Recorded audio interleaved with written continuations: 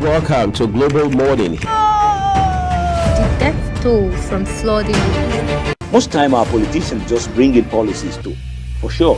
Incidentally, we have several more stories. The legislature was carefully crafted to 22.2% inflation rate as of April this year. What does that say about where we are as a country? I think Nigeria has resorted to being resilient. Before you call a police station, before they even leave, they'll take permission from. I don't think there's really anything on ground to improve. We struggled, we asked to strike. The Minister of Education volunteered and said, give me 2 weeks. It was a lie.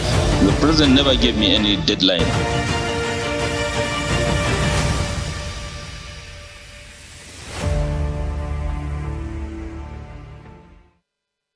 Good morning, it's Global Morning on Global Television, and it's a beautiful time here, and it's great to grace your screen this beautiful morning. I am Jumai Manson, and of course, I will be joined by my co-host, Uya Bomofuigbe, who is within the building. Now, let's be talking about a lot of issues trending. Of course, we've heard about a lot of trending issues, and we're going to talk a bit about the reshufflement of the ministerial cabinet. And at the same time, like before we delve into all of that, on Global Morning, of course, we know we have the newspaper review, the first and second discuss of the day, and all of that encompassed. And before then, hey, yes, it's Friday. It's a time to just relax because it's closing to the weekend at about this point. And we'll be talking about some very interesting issues, like I mentioned. Why reshuffling of the cabinet now? Is it that some of the ministers are not performing up to expectations? We're going to be talking about that in the course of the program. But at the same time, just relax. It's Global Morning. Do not go anywhere. The program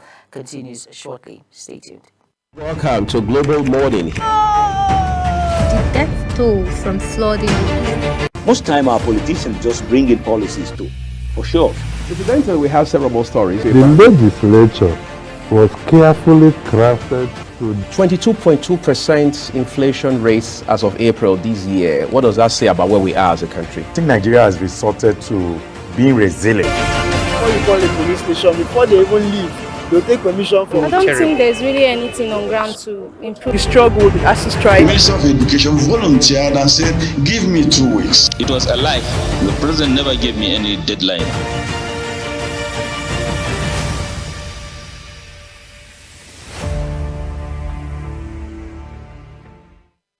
You're welcome back, and if you're just tuning in, it's Global Morning on Global Television. Like I mentioned before, talking about President Bola Tinubu, he has indicated his intention to reshuffle his cabinet. Now, the special advisor to the president on information and strategy, Bayo Ononuga, confirmed this to State House correspondents at the presidential villa, Abuja. You know, I was discussing yesterday on the program, and I said this is a time ministers will actually step up their game. For those who will just sit down and just law in and all of that without performing, it's important that we know that if you're not performing, like he says, we will let you go, in his words. And it's very important, you will leave us. Those were his words, the words of the president. And we should understand that individuals must be held accountable. If you're placed in a political if you are holding a political office, you have to give account.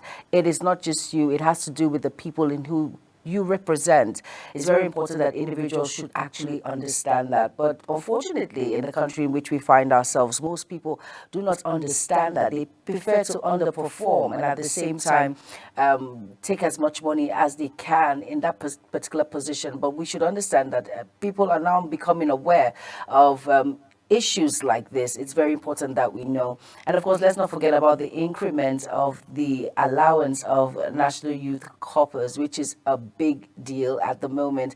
I'm sure coppers who are coming in the next batch will be jubilating and celebrating that. But at the same time, in this economy in which we find ourselves, how far can that actually take one? But at the same time, it is a step in the right direction. We should not condemn the efforts of the government. At the same time, we should give them kudos when due. And at the same time, we should understand that this is just a process before the coppers go into the labor market.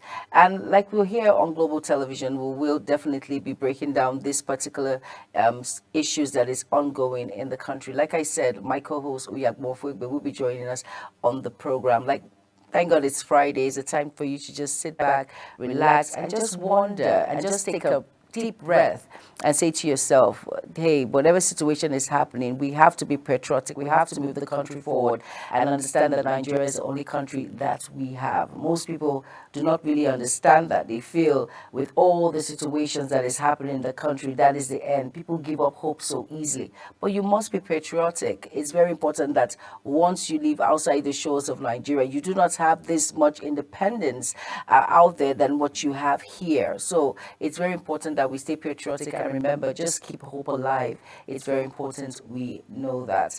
And let's quickly go on a very quick break. The program continues shortly. Stay tuned.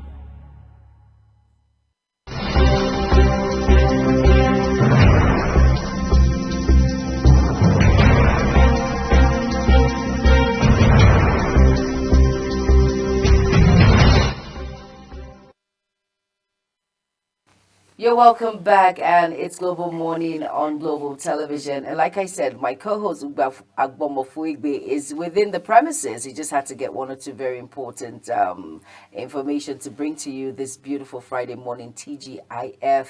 And surprisingly, he's wearing a blue cap, and I have a little bit of blue color on. How are you doing? Good morning. Well, I'm doing well. It's a pleasure to be here, as always.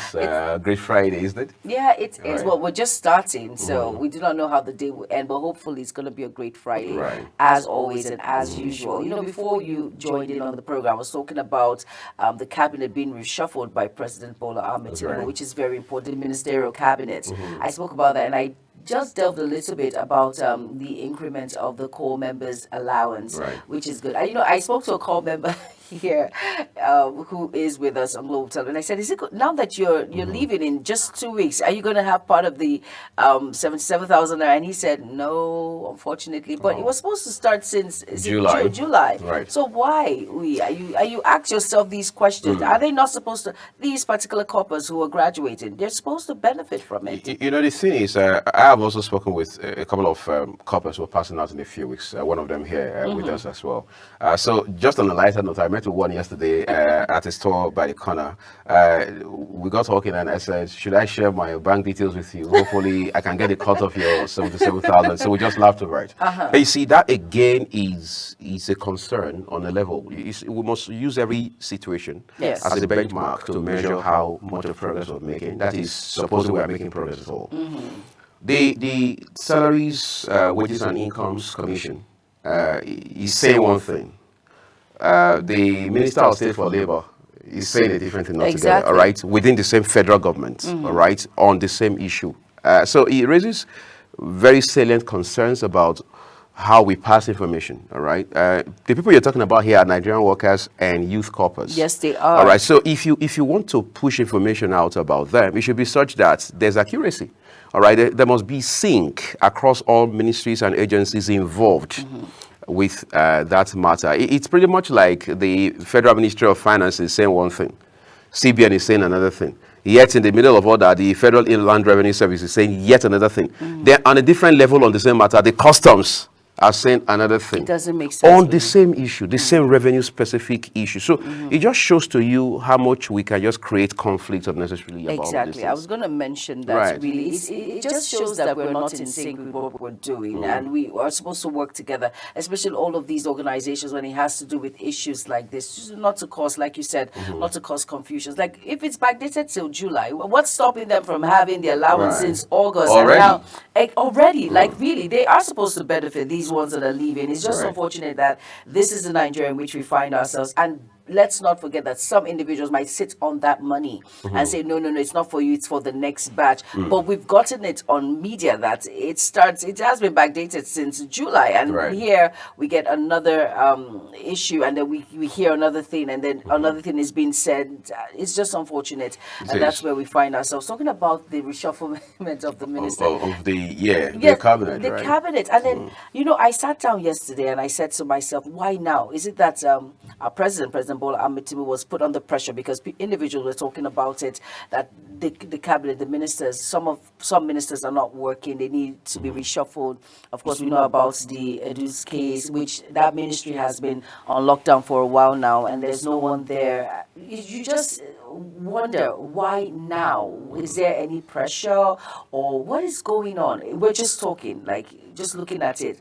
Why now? Why now? Really? It's interesting. Like you and I were here yesterday, and we got talking as well about some of these issues, right? It's very instructive to understand that even within the private sector, Jumai, there's a time where you have to do a reevaluation. And that's why in private sector, the term key performance indicators, or what they call KPIs, all right, is very common, no matter the scale of the organization, the size of the organization. Now, what does that mean? It means that on the one hand, there's a time during which you hire or you engage people to be able to perform a particular task or pursue a certain objective. In the case of President Bola Tinubu, it is the Renewed Hope agenda.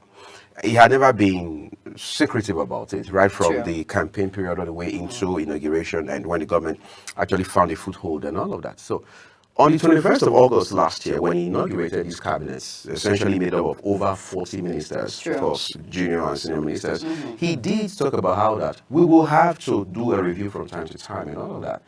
And one would have thought that 1 year down the line, it's an opportunity for the president to say, let's take a look at where we're coming from versus where we are, of course, the moment. Exactly, and then we check that against what we're supposed to be achieving, all right, that sort of thing. Some persons had even said, by the way, that this is something that ought to be done on a quarterly basis. You didn't have to wait till 1 year.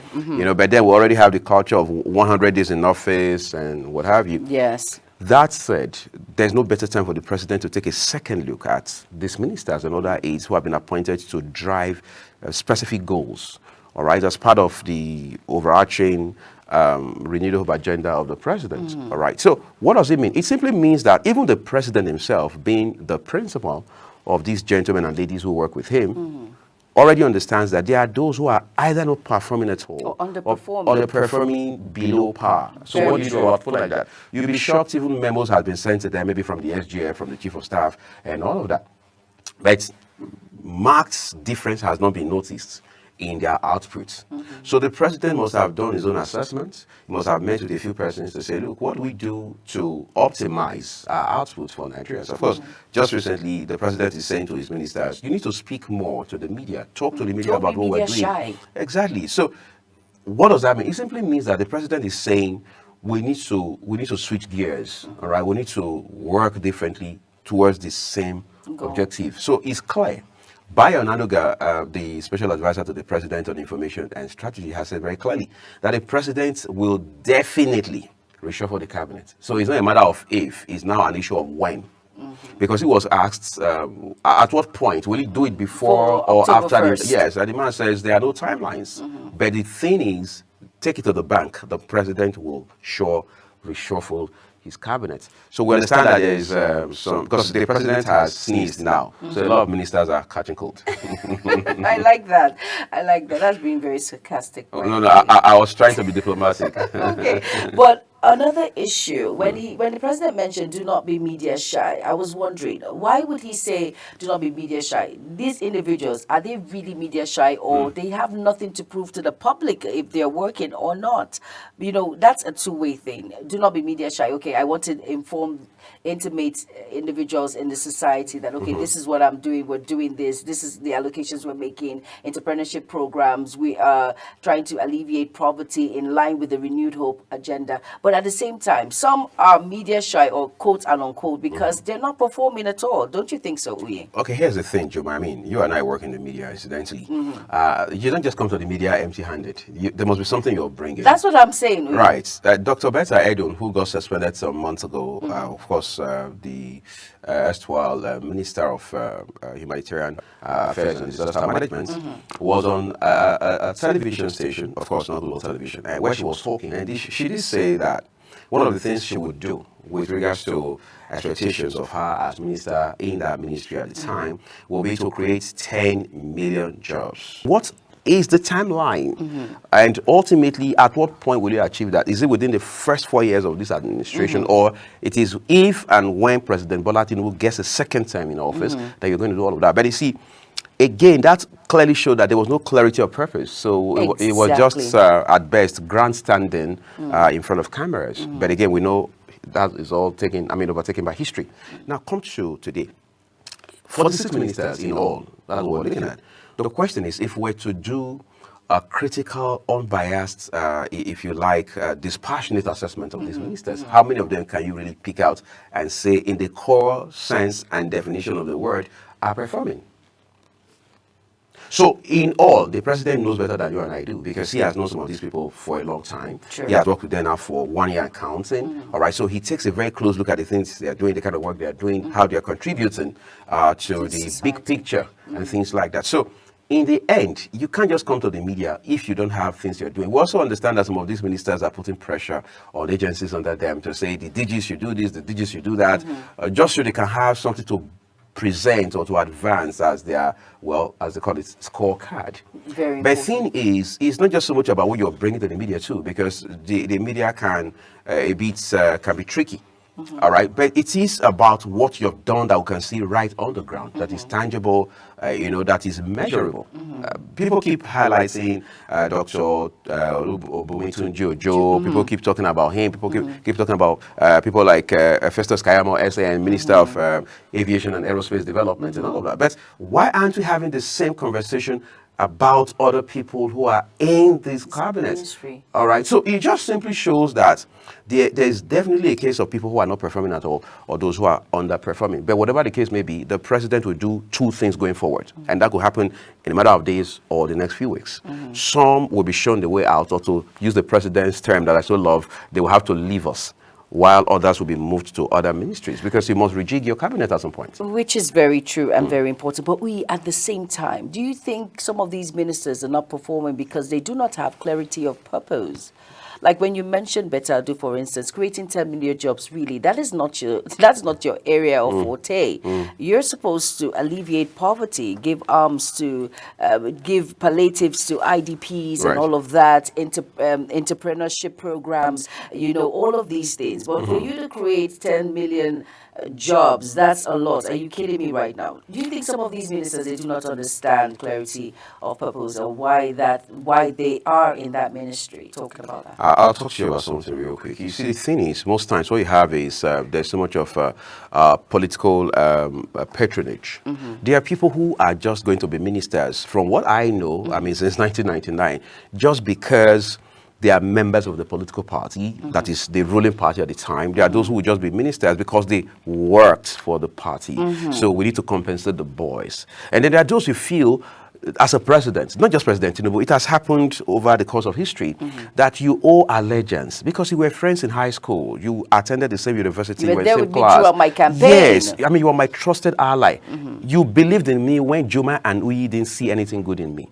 Therefore, now that we are here, I have to compensate I need to, by all means, just I owe you one, and this is the best time to show you, pay you back in your coin, that kind of thing. So you owe me one, even when I am not competent, and even when I do not not perform well, you owe me one by putting me there in the detriment of individuals of the society. So that's how it works. That's the system in which we found ourselves. Well, right? it's interesting how politics works, especially in Africa, of course, Nigeria inclusive, right? Because most times, sadly so, we seem to put merit behind us.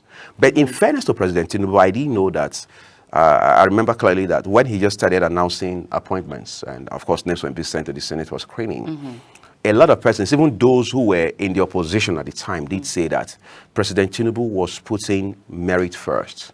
That he was picking people he was convinced that could do the job. Competent. Some of them who had even worked with him while he was governor of Lagos State. Some of them were commissioners with him, some were advisors.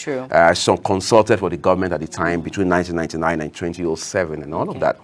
But as it stands today, the president who has realized that times have changed. 2007 to 2024 is a long time. The dynamics have changed. Besides, this is a bit on a higher scale because one time the president was governor of Lagos State. Now he's the president of 36 states plus the FCT. Like I said, times have changed. Some things, drastic. Things have evolved. Exactly. So the question is, do these gentlemen and these ladies still understand what the demands of today are? And to also add to what you said a while ago, is it not possible that some of these ministers didn't get clarity of their own work, from the ground up? I remember we hosted the Minister of Health and Social Development here, Dr. Ali Pate. One of the things he did say on TV when I asked him a couple of questions about the mandate of his ministry, especially now that we're talking the Renewed Hope agenda, he said, we have our work cut out for us. Those were his exact words. In other words, we understand what the president expects of us. We understand what Nigerians expect of us. So the question is, can all the other ministers say the same? I was going to come to that. Can every other minister who is not performing, that we've not heard of what their ministry have been doing or the work in which they've done, can they say the same thing? But of course, in the course of this conversation, we'll delve into that. And at the same time, it's newspaper review and it's Global Morning on Global Television. Do not go anywhere. The program continues shortly. Stay.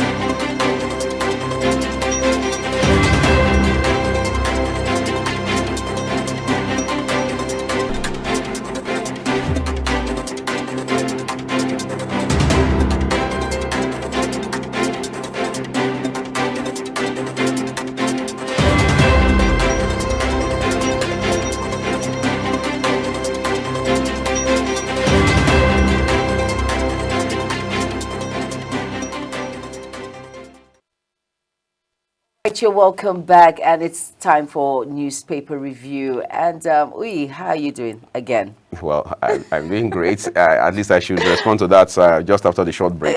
Exactly. Right. I was just trying to put you on the spot a bit. Yeah, that's fine. Well, of course, we'll be starting with the Daily Sun on the newspaper review this morning, and we have some very exciting headlines for you here. And beside the nameplate of the Daily Sun, we have Rep urge NNPCL to allow independent marketers lift fuel from Dangote refinery. And we have a writer there, and it says oil and gas sector owes federal government over $6 billion, 66 billion naira, and that's from NEITI.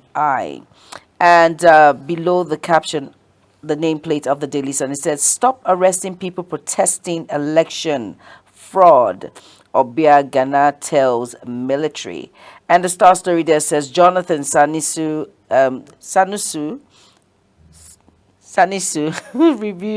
renews fight over controversial $49.5 billion.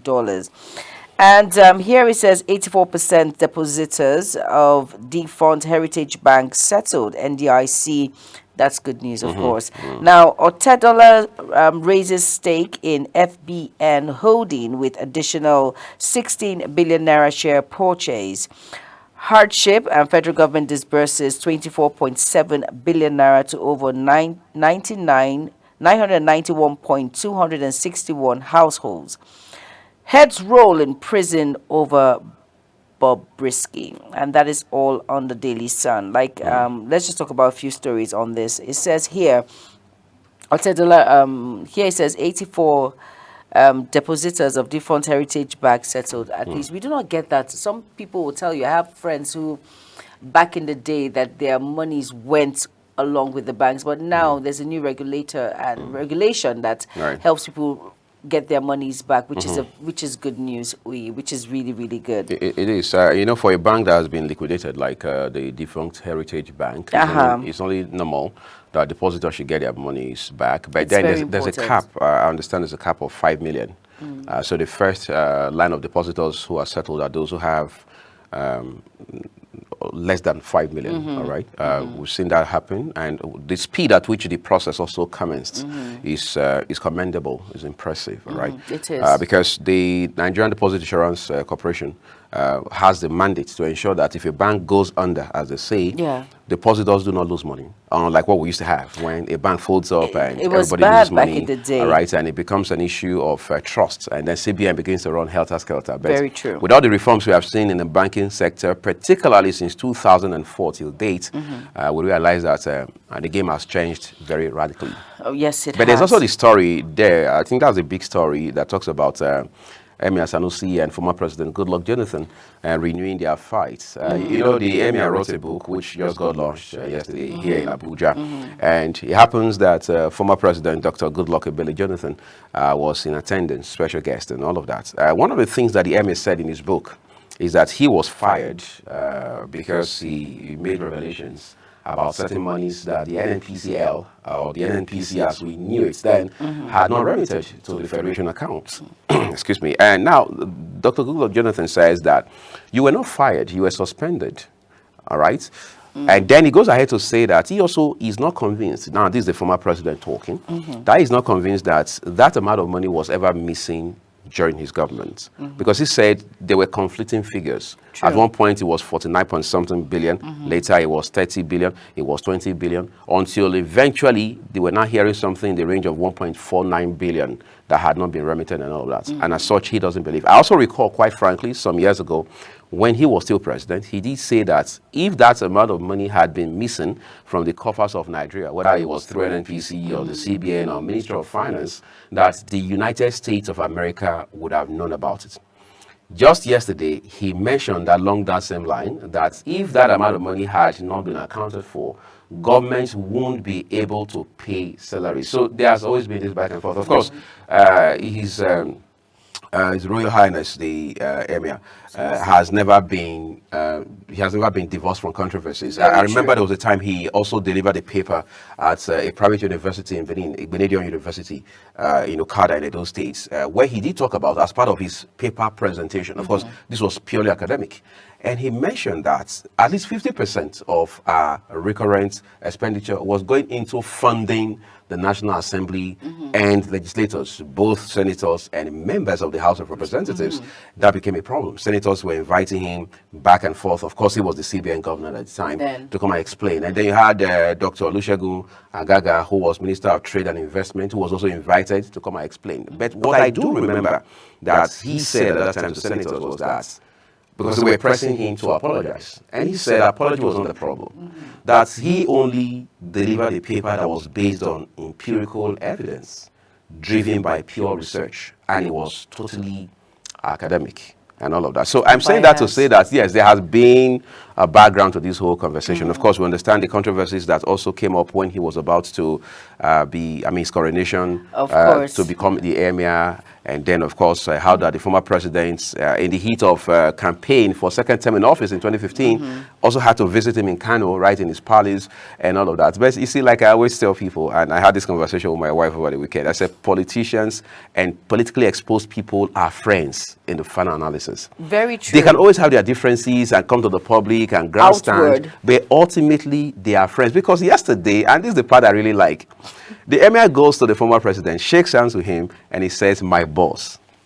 Really? Right. And we press and Juma and we are here fighting. I'm talking about the controversies between them. Really. Right. One has to be very careful. All right. And the next is the Daily Times. And Uyi is going to work us through that. And we have all of the big headlines for you from the Daily Times today. Let's start with the star story. Again, it says $49.8 billion. Didn't miss under my watch. Jonathan replies, emir. Two writers there says, explains why Kano Emir was suspended as CBN governor. I was constructively dismissed by ex-president, says Sanusi, constructively being the operative word. You find all of those details on page 4 of today's issue of the Daily Times newspaper. And then above the big story, Ember Month, FRSC unveils new master plan to reduce road crashes. Allow independent marketers lift fuel from Dangote refinery. Reps urge FG. I hope that will work. Bobrisky, FG suspends senior prison officers over infractions. What more do we have here this morning? It says oil gas industry owes FG $6 billion, 66 billion naira. That's according to NATI reports. Those reports for 2022 and 2023 were released yesterday, and Global TV did cover that. Sharon Ajay will bring us those details in the course of our AM News this morning. By the way, again, NATI has a core mandate of ensuring transparency in the extractive industry, and that's much work. I mean, if you ask Dr. Ogbonaya, Orji, we will tell you it's quite a Herculean task to perform. But let's look at the last headline that we have from the Daily Times today. It says NDIC commences sale of Heritage Bank assets to compensate uninsured depositors. That's how it works. I mean, life does not allow for vacuum. So as it stands right now, the NDIC and other critical agencies of the federal government are in a race to ensuring that depositors, both insured and non-insured, are paid their money, so that people don't cry to Jumai and say, please help me say it on TV that I've not been paid my money. Exactly. But of course, this is a step in the right direction compared to what other... I told you, I have family friends who will tell you that. I don't want to mention the bank. When some banks closed up back in the day and they said, Jumai, with the whole money that they had gone with it. It's very sad, and you wonder, nothing was done, but now it's a step in the right direction. This is something that is worth applauding, really, because hey, if the bank is going under, my monies do not have to go under with you. Are you kidding me? So of course, this is a step in the right direction, and I really commend this. Really, I do. Right. Now the next is the Guardian, right? Up next is the Guardian newspaper, and below the nameplate of the Guardian, we have Tinubu's foreign missions, how Nigerians' internal crisis, narrow foreign policy, international repute. And here it says Tinubu's many troubles, and this is so sad to read. Of course, we see the economy, we see crime here, and we see fuel crisis, poverty, corruption, inflation, power, insecurity. These are the many issues, troubles, will I say, issues of the president at the moment. And when you see all these things, Uyi, you ask yourself a question. Just like when former President Goodluck Jonathan was in power, there was a speculation that he didn't have competent hands or individuals that were not telling him the truth in that cabinet. Do you think it's the same that we see now with all of these many troubles that we read on the headlines of the paper? Do you think we do not have, we think we do, but at the same time, do we have competent hands, competent individuals who are driving this force of the renewed hope agenda? He's doing so much. Like he said, there was a comment that was made that we do so much, but yet it is not publicized out there. They do not. This administration is not held, given that kudos that it needs for all the works that they do. So you need to come out. That's why do not be media shy. Come out and say it, so individuals in the society will know that you are working. The administration is working. Right. Would you say that now? We're just on a lighter note, really. I don't even think this is a light note. This note is very tough and it's a serious one, quite frankly. Because but let's put it light so that people won't think, will not be scared. What's going on? I'm scared. It is. No panic. Don't worry. I think Nigerians at this point can take almost anything. That's quite the reality. Yes, and I'll tell you why. Most Nigerians of adult age, say 40 and above, had seen at least a bit of military rule back in the day. Yes. They've seen civilian rule uninterrupted since 1990. So they've seen both sides of the coin, I would say. They've seen a nation that has known blackout for decades. True. They've seen a nation where oil has caused a lot of conflicts, whether environmental degradation or fearing corruption. Again, corruption stands out when you talk about the problems. Don't forget insecurity, which is one of our biggest problems. Of course. All right. So corruption is a problem. Every government that comes into office says we will fight corruption, we will do this and that. In fact, that's even the idea exactly that led to the coming on stream of the ICPC and the EFCC. But again, as it stands today, there are still question marks over those agencies of government as far as the fight against corruption is concerned. And then you come to the issue of power. How do you drive development, economic, social, and what have you, without power? We live in a country, Joe, where a federal medical center, a teaching hospital will not have power. I mean, top to bottom, end to end, no power. Exactly. No. Some of them can't even pay their bills. I mean, their energy bills. They can't even adopt energy mix because they don't have the resources to do so. These are issues, and they didn't start today. They didn't start with this government. And then you come to the issue of inflation. Of course, Odi spends the bulk of his time, that's Samuel Odi, talking about inflation on Business Point every other day, weekdays. All right. So it shows to you that we're not in a very good place, unless, of course, we want to live in denial. Then you come to the issue of insecurity. Yesterday, we had Dr. Steve Okori here, who spent close to an hour discussing issues of insecurity, whether banditry, kidnapping, insurgency, armed robbery, and what have you. Really? What are we doing to be able to cover all of these? People have talked about the shortage of manpower in the military, in the police, military and police not being well funded. People have talked about how that there's conspiracy, there are fifth colonies in the military, in the police, those who are compromising the noble work that the military is doing, that the police are doing, and so on and so forth. So these are issues. Year in, year out, defense budget is made priority number one every budget cycle. We're going to find out. Very true. The records are there. It's a priority number one. In fact, I think there are two things we prioritize in this country as far as our budgetary cycle is concerned. It is military and INEC. Those are the two we prioritize because we don't want to hear that elections failed or elections didn't hold or that INEC was handicapped on account of paucity of funds. But the question is, when you look at the military, look at what they get. I'm not talking about the budget per se, because there's always a lacuna, or if you like, there's a disparity between what is budgeted for the military and what is eventually released to them. Very true. Now, let's even talk about what is released to them. Forget about what is budgeted. What is eventually released to them vis-a-vis what the military does. These are issues. So there's corruption everywhere. At the end of the day, it is a lot of work on the desk of President Tinubu to be able to fight corruption. And that's why people said when he suspended Dr. Betta Edu, it was a step in the right direction. So that other ministers will understand that the government of President Bola Tinubu has zero tolerance for corruption. True. All right. So it also means that we have a lot of work to do around tightening the news around how we allow public officers have access to money. People have talked about corruption since 2016 say that one of the problems we have fundamentally is that people have too much of access to money. Legislators, senators, House of Representatives members, members of the state houses of assembly, everybody just has access to money. At the end of the day, you are dragging a senator or a member of the House of Representatives over constituency projects. How on earth is he supposed to have so much access to so much money? To the point that you have bags of rice in hundreds stacked in his house, you have tricycles or the ones we call keke in his house, you have motorbikes, you have grinding machines, they are all in his house because the man has humongous, stupendous access to funding. So Look at the Guardian this morning. Look at the infographics there. It should show you, or at least give you a hint This should as to hit where we home. are as a country. Really, it should hit home as to where we are. That was why I asked that question. But let's forge ahead on the. We've got to, by all means. We have to. And then below all of that, we have experts warn of looming crisis as 4 trillion naira yearly wage bill sparks debt fears. Now, October 1st, of FG orders low-key anniversary, cities and national hardship. And you can find that on page 7.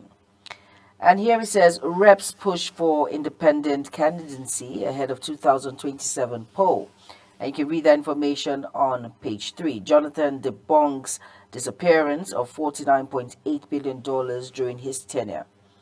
Stolen crude, IOC's indebtedness to federal government hits $7 billion.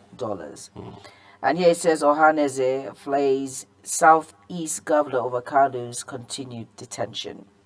Reps decry and MPC Dangote prize secrecy, wants marketers to fuel from refinery. All right, to lift fuel from refinery, pardon me. And those are the headlines of The Guardian. You have to go out and get a copy of The Guardian to stay more informed on issues making round. And next is the Leadership Friday. Over to you.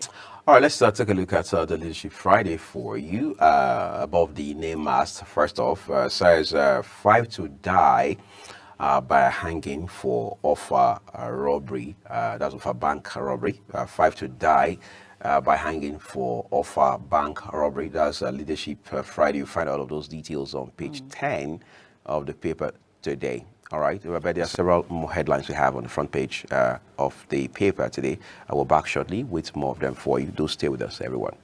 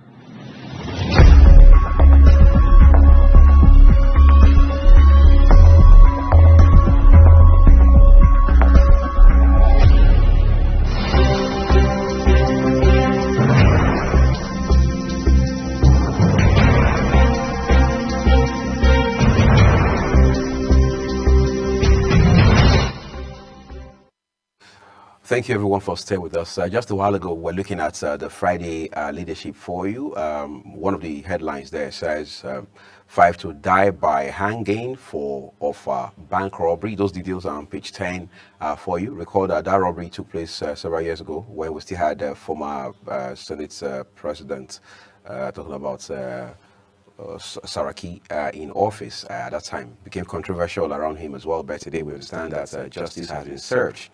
All right, another headline there reads, Court rejects APC's prayer to stop Kano LG election. And then there is the big story. Says ahead of October 1, Tinubu's ministers struggle to defend reforms. Of course, there was a press briefing yesterday, and Global Television also covered. We'll bring you that story at top of the hour this morning. The writers say they will make Nigeria economic superpower, blame past missteps for hardship. Of course, one government blaming the previous for past missteps. President orders low-key independence celebration. But just adjacent to the Leadership Friday nameplate, there's a story that says Naira slides to 1,685 Naira to the dollar, 1,705 Naira to, in Lagos and Abuja. So there are peculiarities to Lagos and Abuja markets, but then it shows the Naira needs more work to be able to firm up against the greenback.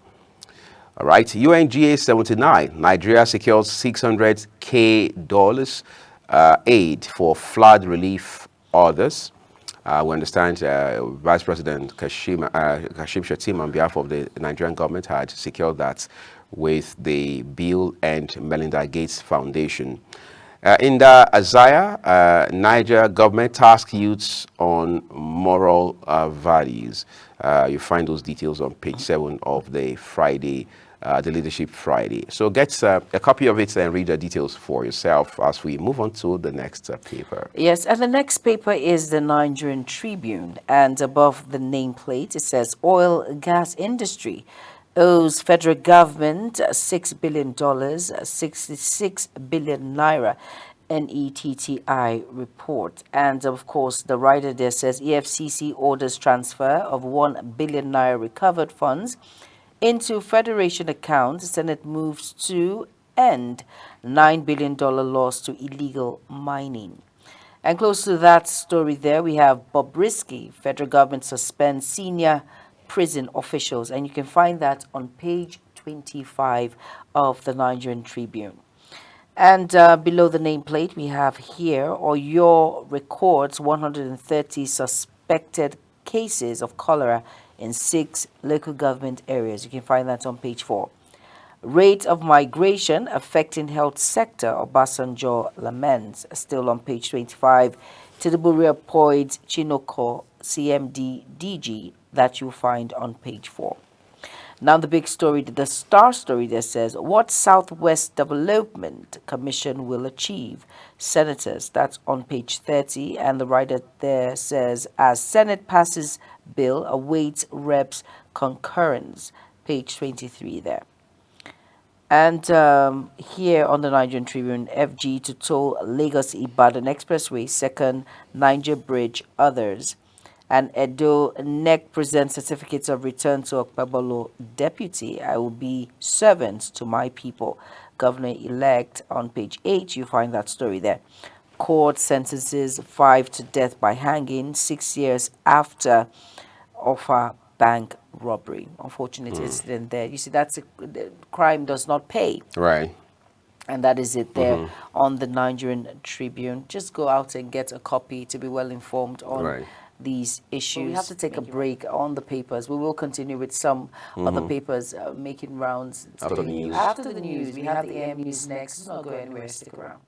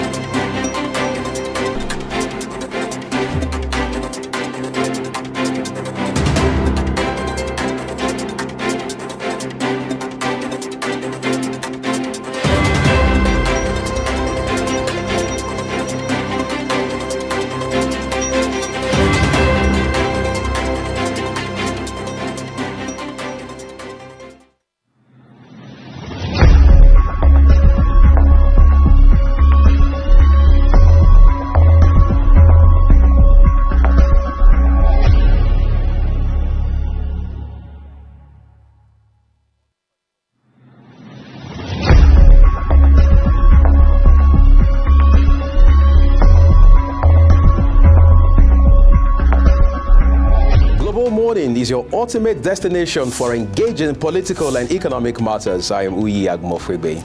And don't forget to include social discussions. Tune in every weekdays from 7 a.m. to 10 a.m. I am Queen Agaba. For insightful breakfast ideas, business summaries, sports highlights, international and local news perspective, I am Anthony Momodu. Don't miss the in-depth analysis of current and political issues by the Global Morning team and experts. I am Jumai Manson. Catch Global Morning here on Global Television. Getting on the action. I am Edikan Michael. We are the Global Morning team.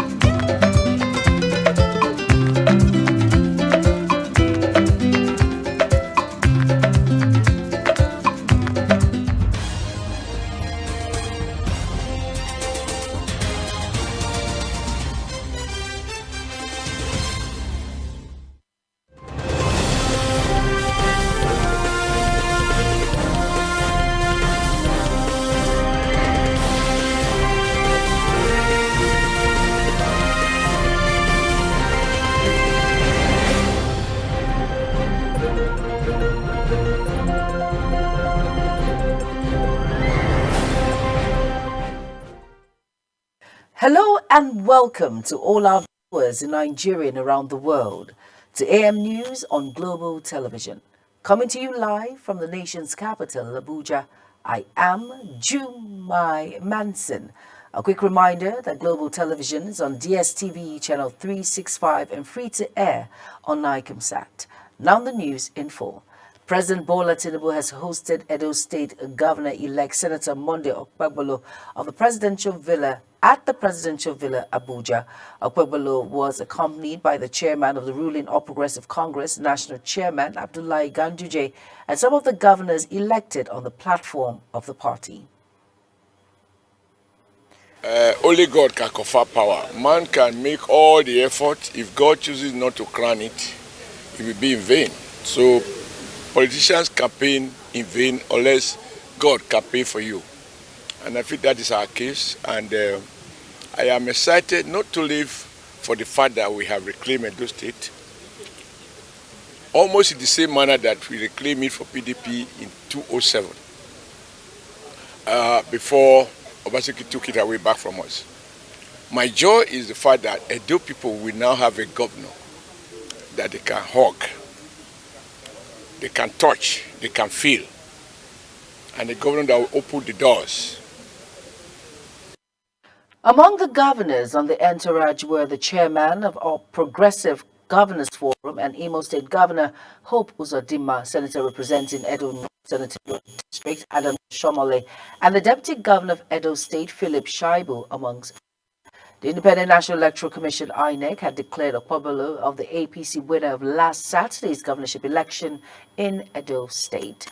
Amidst the ongoing hardship and hunger affecting many Nigerians, the federal government has opted for a low-key celebration to commemorate Nigeria's 64th independence. The government explained that this subdued approach would allow Nigerians to reflect on the country's current challenges during an inter-ministerial press conference in Abuja.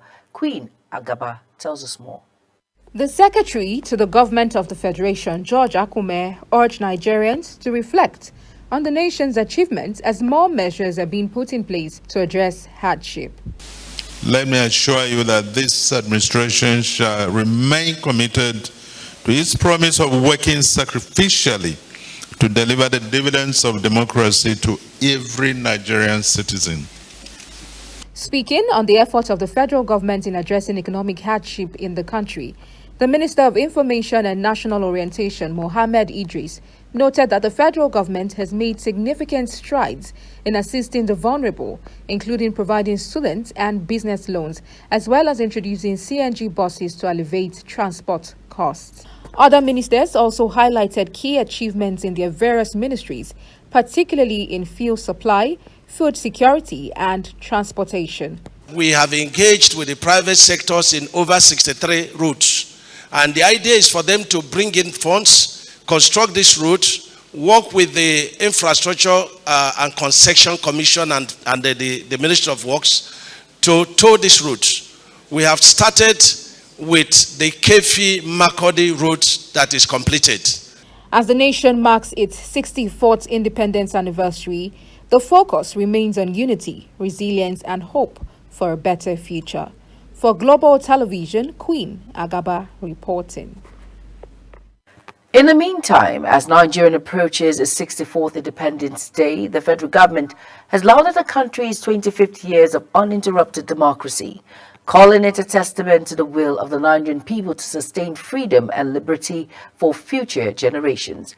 Speaking at a World Press briefing in Abuja, Minister of Information and National Orientation, Mohammed Idris, described Nigerians' journey since independence as one of the resilience, strength, and progress, despite numerous challenges, emphasizing the country's evolution into a leading force in Africa and a respected voice on the global stage. The Senate passed the Southwest Development Commission Establishment Bill 2024 for the third reading. The passage followed the presentation of a report by the chairman of Senate Committee on Special Duties, Senator Kaka Lawan, during plenary. In his presentation, Senator Lawan explained that the bill is designed to foster the socio-economic development of the Southwest region. The bill, when established through President presidential assent will look other zonal development commissions, receive funds from the Federation account, donations from development partners and other sources. The Nigerian government has secured a $600,000 relief fund and commitment from the Bill and Melinda Gates Foundation.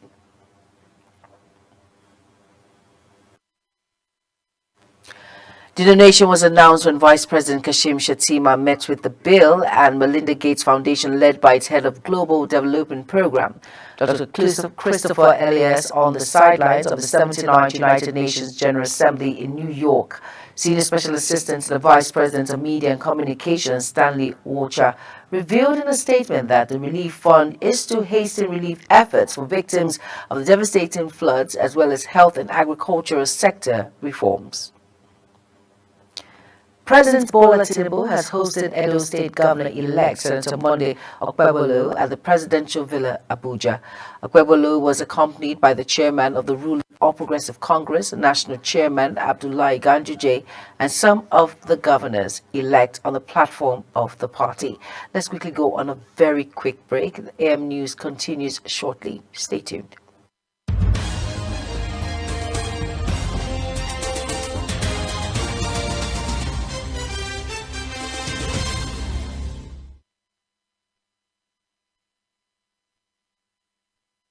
You're welcome back. If you're just tuning in, this is AM News on Global Television.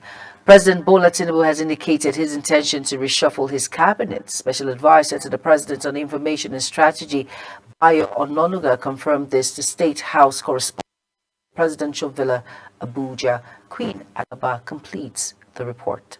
Special advisor to the President on Information and Strategy, Bayo Ononuga, noted that contrary to insinuations in some quarters, the current government has recorded significant achievements in its quest to transform the economy, of which members of the public are unaware. Ononuga noted that President Tinubu has ordered his ministers to ensure they engage the public by publicizing what the government is doing in their various ministries. As a cabinet reshuffle, let me tell you, I don't have any timeline.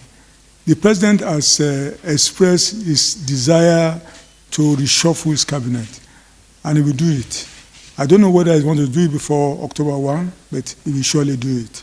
The president actually gave an order to all his ministers to go out there to speak about the activities of his government. Explaining further the reason for Tinubu's decision, the Senior Special Assistant to the President on Digital Strategy, Engagement and Communications, Otega Ogra, says it is based on empirical evidence. Ogra noted that during the retreat that was organized for the ministers shortly after their inauguration in August 2023, Tinubu made it clear that there will be periodic reviews of their performance, which will guide the president's decision. We also need to realize that the president's decision to reshuffle is also based on empirical evidence. You know, he has said it when he was doing the retreat for the ministers that it was going to, they were going to have periodic reviews, and the decisions that are extracted from those reviews will be used to make that final decision. I know he's gotten a couple of reports, and as Mr. Ononuga said, when he's ready to do that, I believe he will. It could be recalled that the cabinet was constituted in August of last year. For Global Television, Queen Agaba reporting. 5 persons involved in Offa robbery incidents have been found guilty of illegal possession of firearms, armed robbery and culpable homicide. Justice Halima Salman of the Kwara State High Court said the offences are punishable by death. The Delta State government has warned medical personnel who provide family planning for underage girls to deceased or face persecution. The State Commissioner for Justice and Attorney General Ohuwole Omojore San gave the warning at the World Contraception Day held in Asaba, the state capital. Ohuwole, represented by the Director of Sexual Offences and Domestic Violence Unit, Mrs. Patricia Okongwa, said, providing minor access to these facilities without the consent of the child's parent or guardian is illegal in the eye of the law, and those involved must be punished accordingly. As part of preparations for the local government election scheduled for October 9, 2024, the Plateau State Independent Electoral Commission has announced plans to hold a mock election on Saturday, September 28th. The head of media of communication, Karu Yakubu, made this known in a statement issued to journalists in Jos, explaining that the exercise is aimed at test running the deployment of voter verification software of the election using live voters. She noted that the mock election will be conducted in 6 elected local governments across the state's senatorial districts and will take place between 9 a.m. and 12 noon. Over now to the Chief Justice of Nigeria, Justice Kudirat Kekere Ekun is set to swear in 87 new senior advocates of Nigeria on Monday, September 30th, 2024. The Supreme Court's Director of Information, Dr. Festus Akonde, in a press statement stated that the ceremony will take place in the main courtroom of the Supreme Court, marking the official start of the 2024-25 legal year. The Supreme Court, which went on its annual vacation on July 22nd, resumed sessions on September 23rd. The federal government, through the National Salaries, Income and Wages Commission, has stated that the payment of new wage commenced from July 2024. The Commission's chairman, Ekpo Inta, said this during a press briefing on Tuesday in Abuja, where he stated that this was because the date in the question was when the President approved the bill after the National Assembly passed it. The development is contrary to an earlier statement by Minister of State for Labour in Kiruka Oyechi, who said the payment will commence on May 1st, 2024. The Federal Executive Council proposing a bill that will see 30% of allocations received by the Tertiary Education Trust Fund go to the Student Loan Scheme. The bill seeks to amend Section 3 of the Tertiary Education Trust Fund Act No. 16, 2011, labeled Establishment of the Tertiary Education Trust Fund.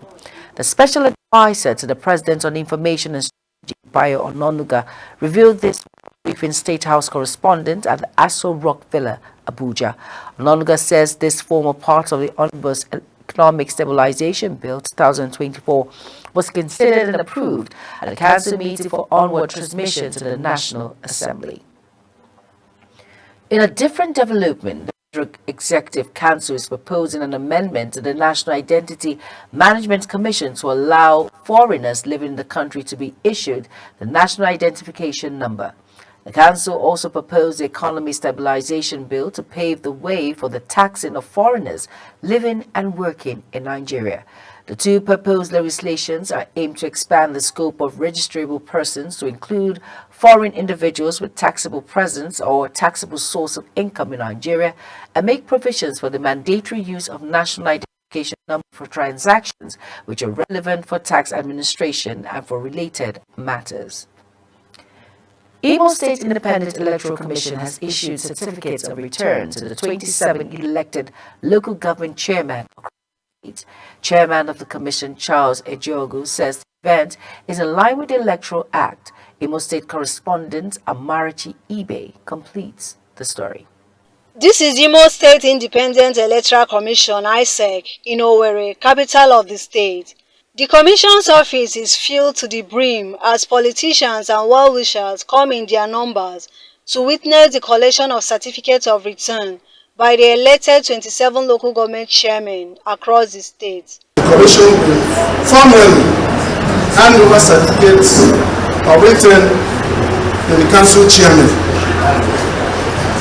And what has just happened in Imo State is a concrete demonstration of the will and determination of the people. Some of the elected chairmen expressed joy. What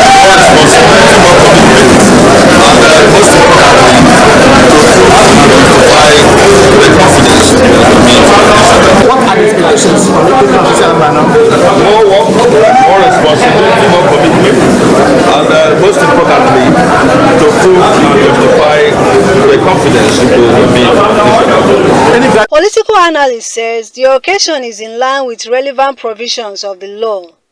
Recall that Saturday's election witnessed the ruling All Progressive Congress, APC, sweeping the local government areas election by winning the 27 local government areas across the state. Amarachi Ibe, Global TV News. A federal high court sitting in Kano has rejected an application by the All Progressive Congress, APC, to stop the State Independent Electoral Commission from conducting the local government election. In a motion experte filed on September 20th before Justice Samson Omobede by the APC and one Honorable Aminu Aliyu Tiga against the State Electoral Umpire, Kano State House of Assembly, Attorney General and Commission of Justice, and 11 other defendants, the plaintiffs urged the court to grant an interim injunction to restrain the conduct of the council election across 44 local government areas.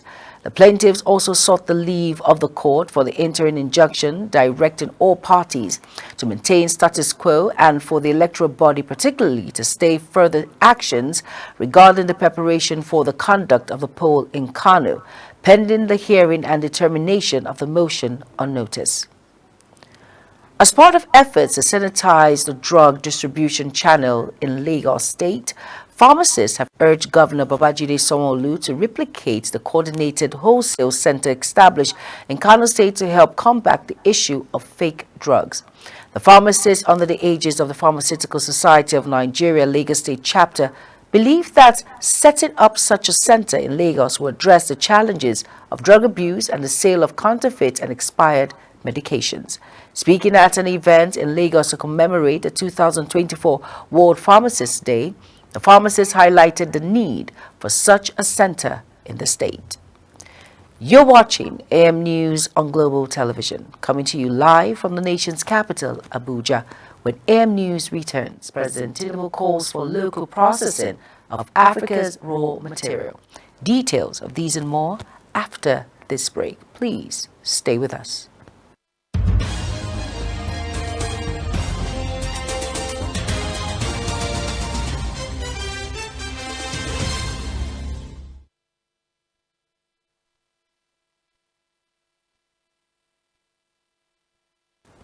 You're welcome back, and if you're just tuning in, this is Global Television bringing you live broadcasts of AM News.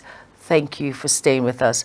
On our business desk, President Bola Tinubu says extracting raw materials in Africa without processing locally is keeping the continent poor and underdeveloped. Tinubu made this observation while delivering his keynote address during the African Mineral Strategy Group meeting on the sidelines of the ongoing 79th season of the United Nations General Assembly in New York, United States, where he is represented by Vice President Kashim Shettima. The president warned against the dire consequence of Africa's long-standing profile as a supplier of raw materials to countries of other continents, saying the position had added to the continent's misery. The National Extractive Industry Transparency Initiative, NEITI, has delivered a public presentation of its 2022-23 Oil and Gas Industry Report. The Executive Secretary of the agency, Orji Ogbonnaya Orji, says the report provides a comprehensive data and information on revenue governance structures operating in compliance within the oil and gas sector for 2022 and 23 periods. Sharon Ajay has details. The NEITI report is a significant milestone that would help foster transparency, accountability, and good governance in Nigeria's extractive sector. The Secretary to the Government of the Federation, Senator George Akume, stated that the report will contribute to strengthen public trust and boost economic growth, as well as enhance critical government reforms. We consider the NEITI not only as a global standard for promoting transparency in the management of revenues from natural resources, but also as a tool to strengthen public trust, accountability, and economic growth. While speaking on the key content of the report, the Executive Secretary, NEITI, Orji Ogbonnaya Orji, says the report contains the identification of revenue leakage, the need to improve compliance with regulatory frameworks, and various key findings and recommendations. The report contains several key findings and recommendations.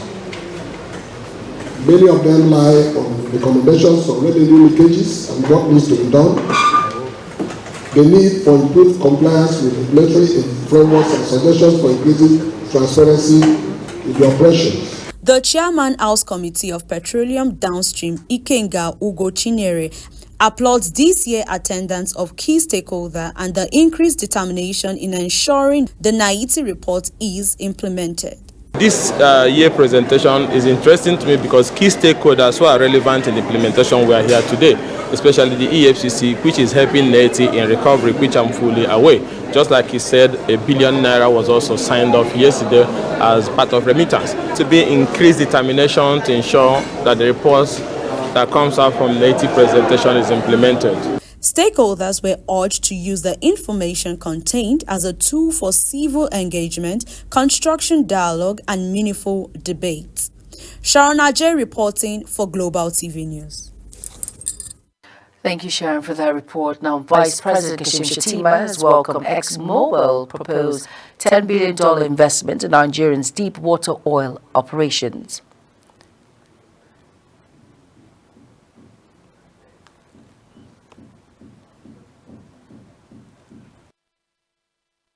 He described it as a clear testament to the administration's economic reforms and investment-friendly policies. The vice president stated this during a high-level meeting with ExxonMobil executives on the sidelines of the ongoing 79th season of the United Nations General Assembly in New York, United States. The Central Bank of Nigeria has announced its decision to sell foreign exchange worth $20,000 to eligible bureau de change operators across the country. This was disclosed by the Apex Bank in a statement signed by the Acting Director of Trade and Exchange Department, Dr. J. Kanya, on Wednesday. It says the sales will help operators meet retail market demand for eligible invisible transaction. NCC taxed telecom companies on flexible work policies. Nigerian Communication Commission, NCC, has urged telecom companies to adopt flexible work policies, improve remunerations, and promote innovative culture to establish an environment that can attract and retain skilled individuals. Executive Vice President of the Commission, Dr. Aminu Maida, made the call at the 5th edition of the Telecom Sector Sustainability Forum organized by Business Remarks with the theme, Mitigating the Effect of Talent Exodus and its Impact on the Growth of Nigeria's Telecommunications Industry.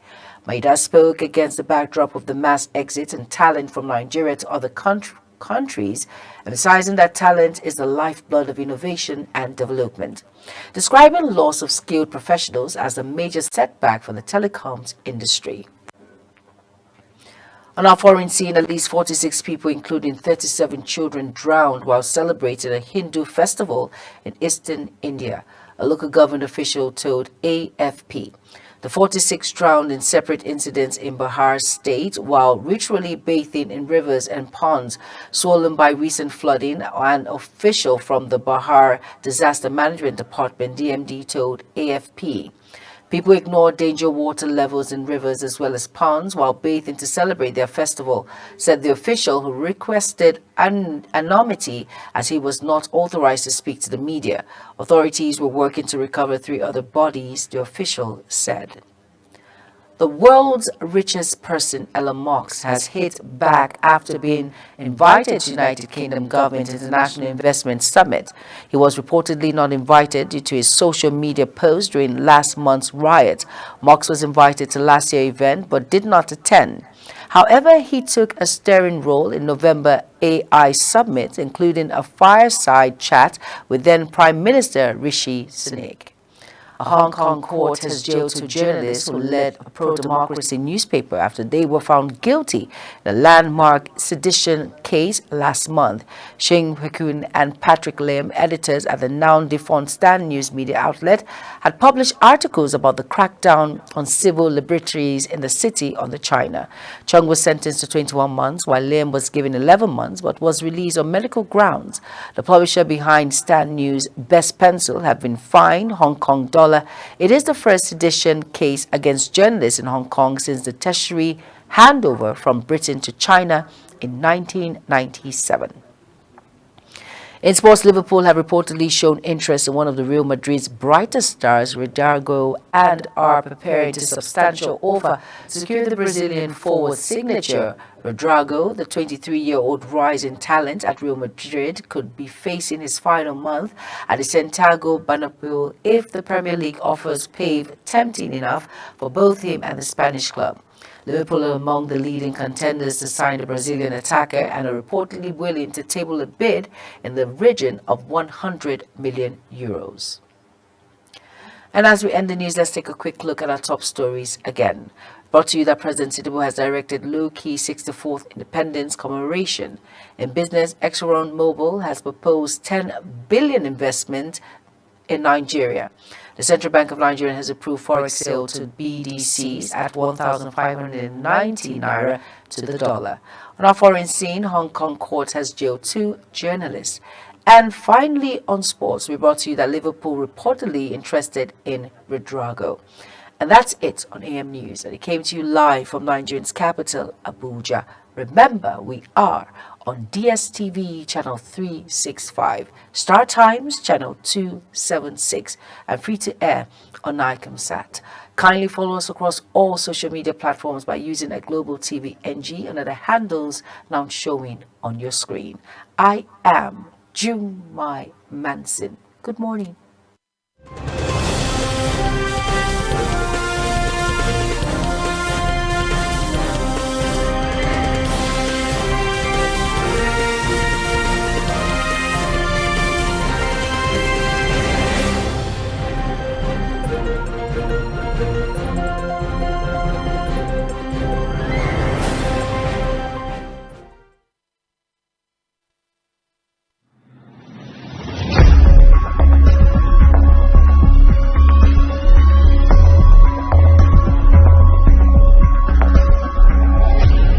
Global Morning is your ultimate destination for engaging political and economic matters. I am Uyi Agmofwebe. And don't forget to include social discussions. Tune in every weekdays from 7 a.m. to 10 a.m. I am Queen Agaba. For insightful breakfast ideas, business summaries, sports highlights, international and local news perspective, I am Anthony Momodu. Don't miss the in-depth analysis of current and political issues by the Global Morning team and experts. I am Jumai Manson. Catch Global Morning here on Global Television. Getting on the action. I am Edikan Michael. We are the Global Morning team.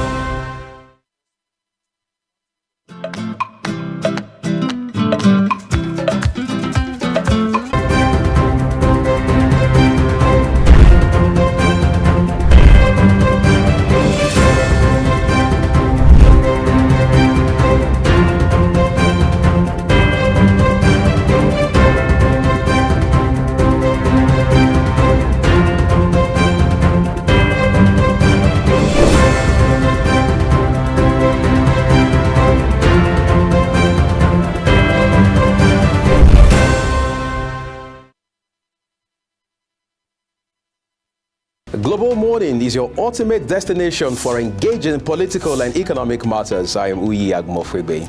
And don't forget to include social discussions. Tune in every weekdays from 7 a.m. to 10 a.m. I am Queen Agaba. For insightful breakfast ideas, business summaries, sports highlights, international and local news perspective, I am Anthony Momodu. Don't miss the in-depth analysis of current and political issues by the Global Morning team and experts. I am Jumai Manson. Catch Global Morning here on Global Television, getting on the action. I am Edikan Michael. We are the Global Morning team.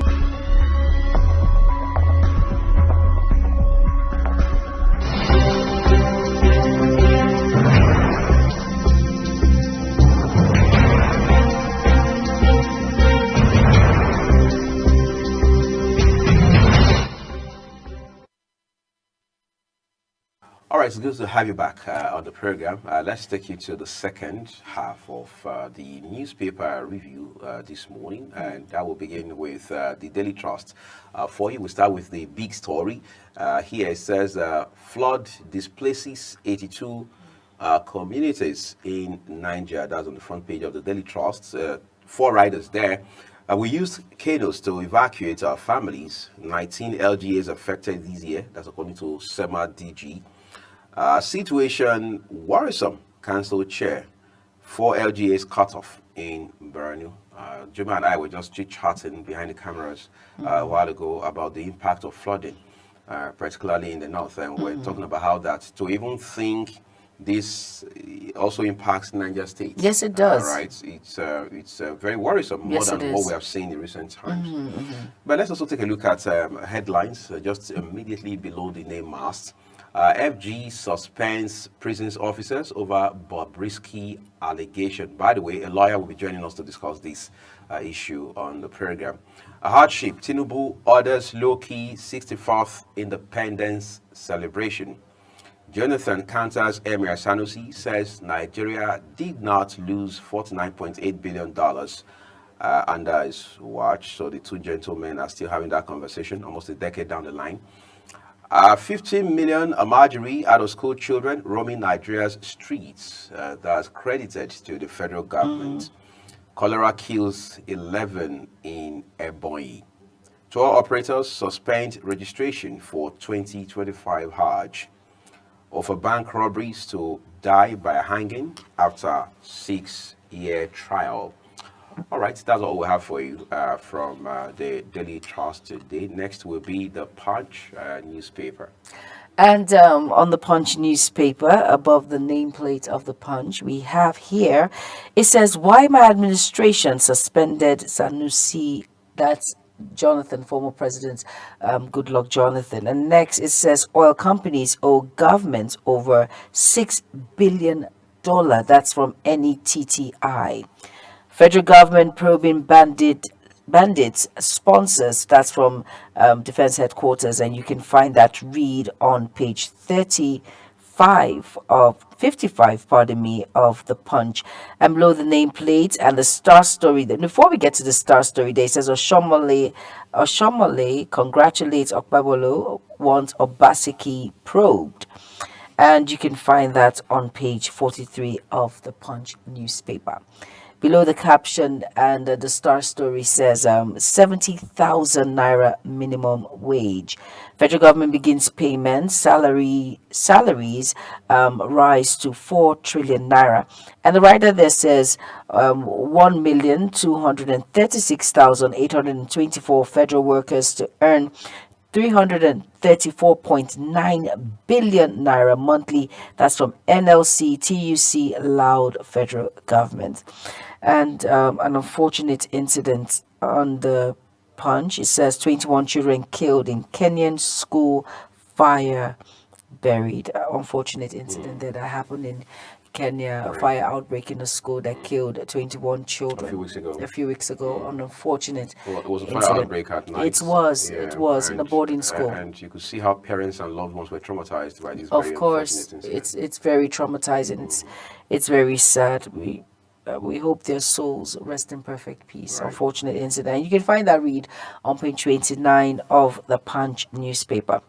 And below the feed it says, Bobrisky, Rebs commends pro-prison controller suspended. And that story is on page 60. And Kwara Hills death sentence for 5 offer bank robbers. That, like I said, crime does not pay. It will definitely catch up with the culprits. Yes, at some point. Crime does not pay. Unfortunate incident there. And that read is on page 4 and 5. And here it says, Afenifere demands restructuring as Senate OK Southwest Development Commission. And find that read on page 55 of the Punch newspaper. Just go out and get a copy and be well informed on the news making rounds. Next is the Nation newspaper for you. All right, let's begin with the headlines above the nameplates of today's issue of the Nation newspaper. All right, it says under 18 pupils won't sit for WASSCE. Minister insists. All right, it has a picture of the Minister of Education there. Professor Tahir Mamman. Yeah, I mean, that issue, one would have thought we're done with that. We were going to, even if we're not done per se, maybe consult widely. Exactly. Bring in more critical stakeholders to discuss this issue. But here we understand that. Well, when I say we're done with that, because I overheard some parents on the group of like it's not possible. Parents are going to fight this tooth and nail. That it was dead on arrival. I heard a lot of comments that said it's not going to happen because for a while we didn't hear this anymore. It wasn't making rounds in the news. We didn't talk about it back to back like when we started. Right.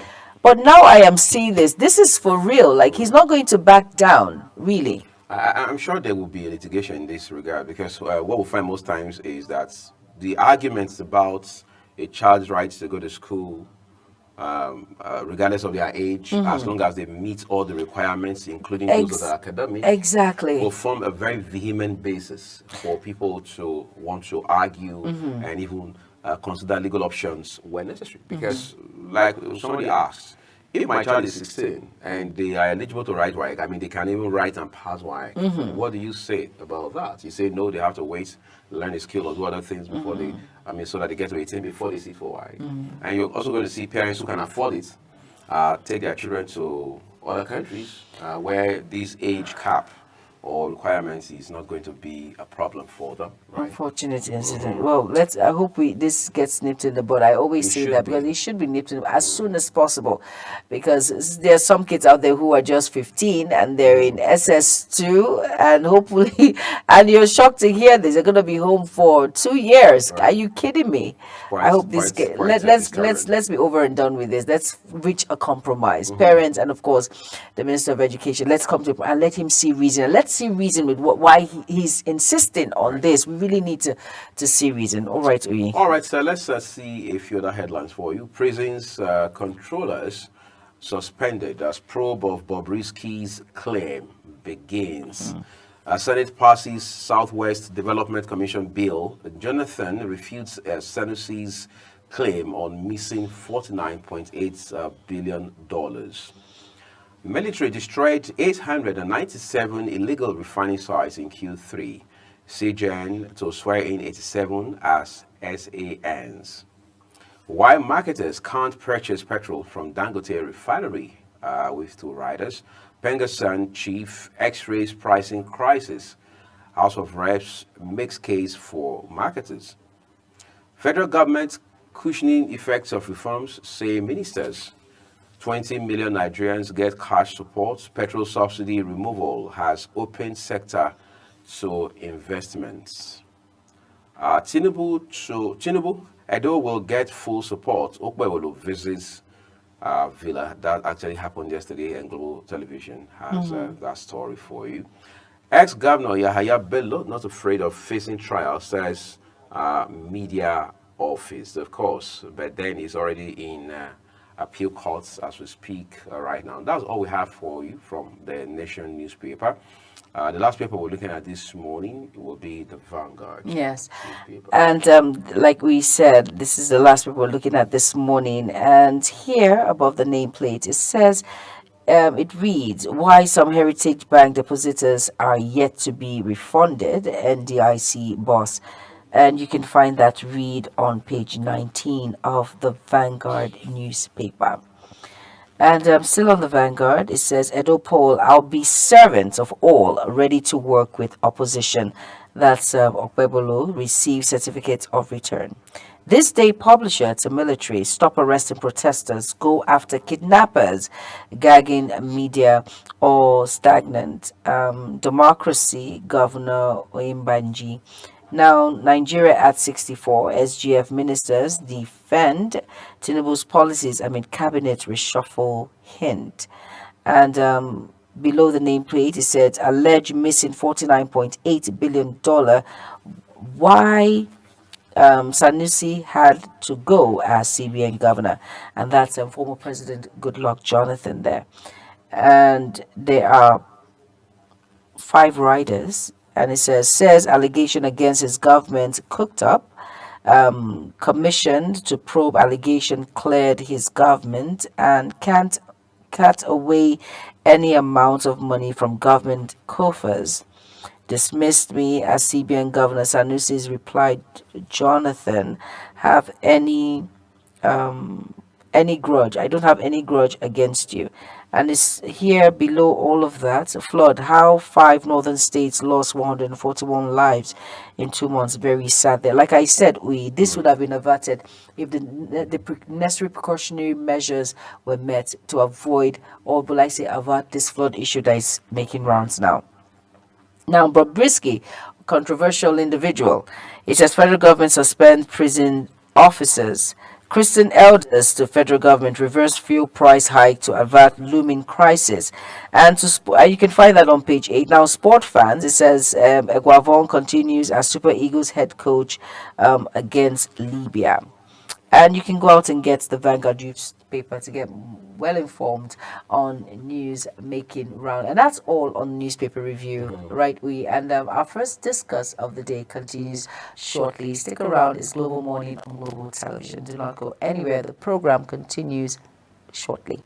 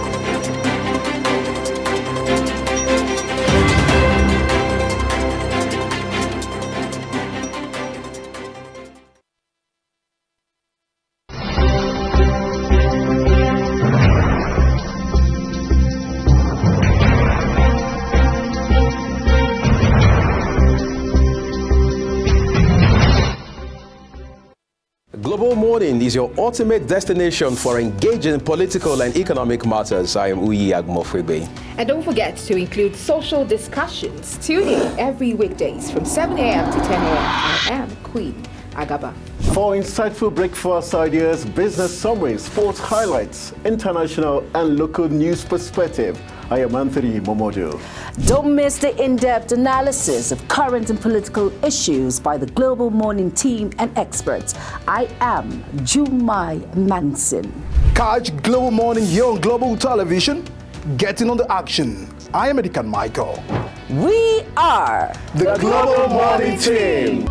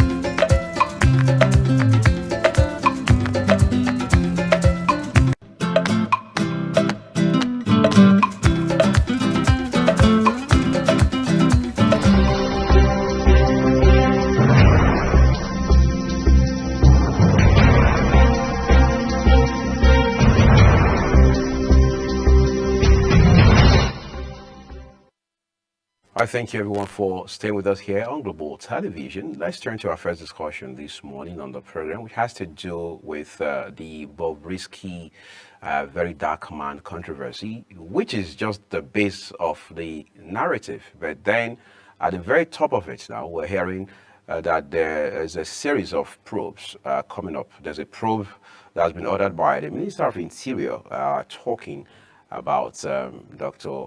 Olubunmi Tunji-Ojo. Of course, there's also a probe that has been ordered by the House of Representatives. This has also seen the FCC being dragged into the conversation right now. In the meantime, just yesterday, it was announced by the authorities of the Nigerian Correctional Services that a couple of officers, some of them very high-ranking, have now been suspended, and we hear an investigation is already on. It has raised questions about how that our prison system or our correctional system in this country is faulty, which again rubs off on the justice system of Nigeria. To help us find sense in all of this, I'm joined by Oladotun Hassan, is a lawyer, public affairs commentator, and president, Yoruba Council Worldwide. He joins us live via Zoom from Lagos. Oladotun, I would like to say a big thank you to you this Friday morning for joining us on the program. You are a lawyer. Your own senior colleague, Femi Falana, SAN, has been dragged into this narrative. His son, who happens to be a lawyer, even though for the most part he's in the entertainment space, has also been dragged into it.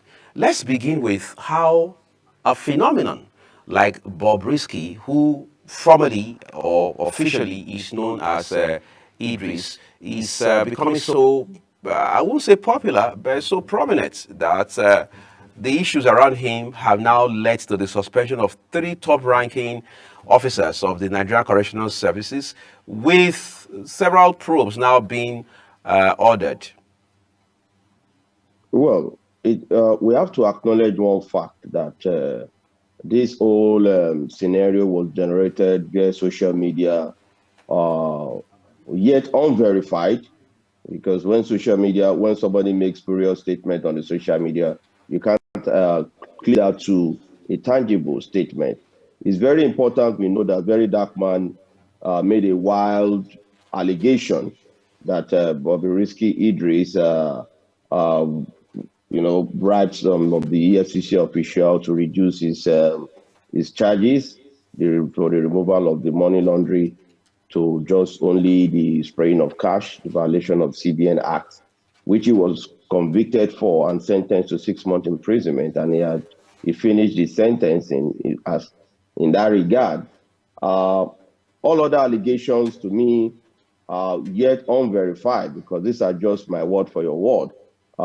There's not yet the bank statement of transfer. So very dark man needs to provide that information of that person that delivered that statement to him, because the source of your information must be investigated. In as much as you are making reported speech, he is just reporting what he heard, not that he had the veracity or him saying it, because sometimes, and that's one of the reasons why social media needs to be regulated, in order not for people to make statements that are capable of disrupting the peace of the nation. Because each statement of very dark man needs to be thoroughly investigated in order to serve as a deterrent. Because to me, by right, Mr. Idris has the right to consult any lawyer to help him apply for pardon. Pardon is within the ambit of anybody, especially convict or anyone serving a term, or somebody who is undergoing trial, can either apply for nulli prosecute. Nulli prosecute, you are part of our legal system whereby you are undergoing a criminal case and you find out that this person is remorse, or there are substantial evidence to show that he has no hand in such a crime. He can apply for nulli prosecute to discontinue the case, or whereby he was frivolously convicted. We all know that during the same scenario, not that we are talking about capital offense here, we are only talking about simple offense of spraying cash. And this is an offense merely politicians and a whole lot of big shots are guilty of. Even people in government houses are guilty of spraying of cash. So this is not for us to just say, oh, what he was being convicted for. Even after he saw the judge's plea or pleading guilty as a form of remorse that is going to do a whole lot. But the judge refused to grant his plea of pardon, and he was convicted and made to face the full scale of his conviction. So that he has served, he still has right to appeal to obtain the conviction to pardon. It's still within his right. So if he consulted Mr. Femi Falana, it is not the duty of very dark man to now condemn Mr. Femi Falana. And that is the pure truth. Mr. Femi Falana should be prepared to take up a case against very dark man separately. Even if Bobrisky approached Mr. Femi Falana for the maybe pardon application to the Office of the Attorney General, is within the ambit of a lawyer to do that as a duty. But no, when it now comes to the issue of the bribery, when it comes to bribery, there must be a transfer, there must be a receiver, there must be some elements that are prima facie, that is, there must have been a mental and actor's right to commit that crime. So a lot of ingredients are needed to prove that allegation. I'm not so carried away with the spray of suspension of the Controller General of prisons and all this. These are just gimmicks. It is not the real issue. Before they begin to probe those people, they should not just suspend them under the spurious allegation in the social media, because those people might not have committed any offense. Whatever that might have, what if the video is being doctored? Who are we going to blame for it? And a lot of head has been rolled out.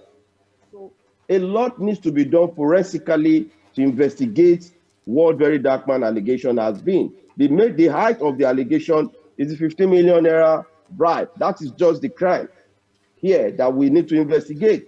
And also the crime of, did he actually serve in the prison? Then they have to go look into the camera. How did they sign their daily attendance in prisons? So I'm very sure these are just administrative, investigative, there must be a report. So dismissing or suspending those people now will not give them the absolute commitment to defend themselves. You've not heard from them. You just go and suspend them. You must also have given them the right of fair hearing.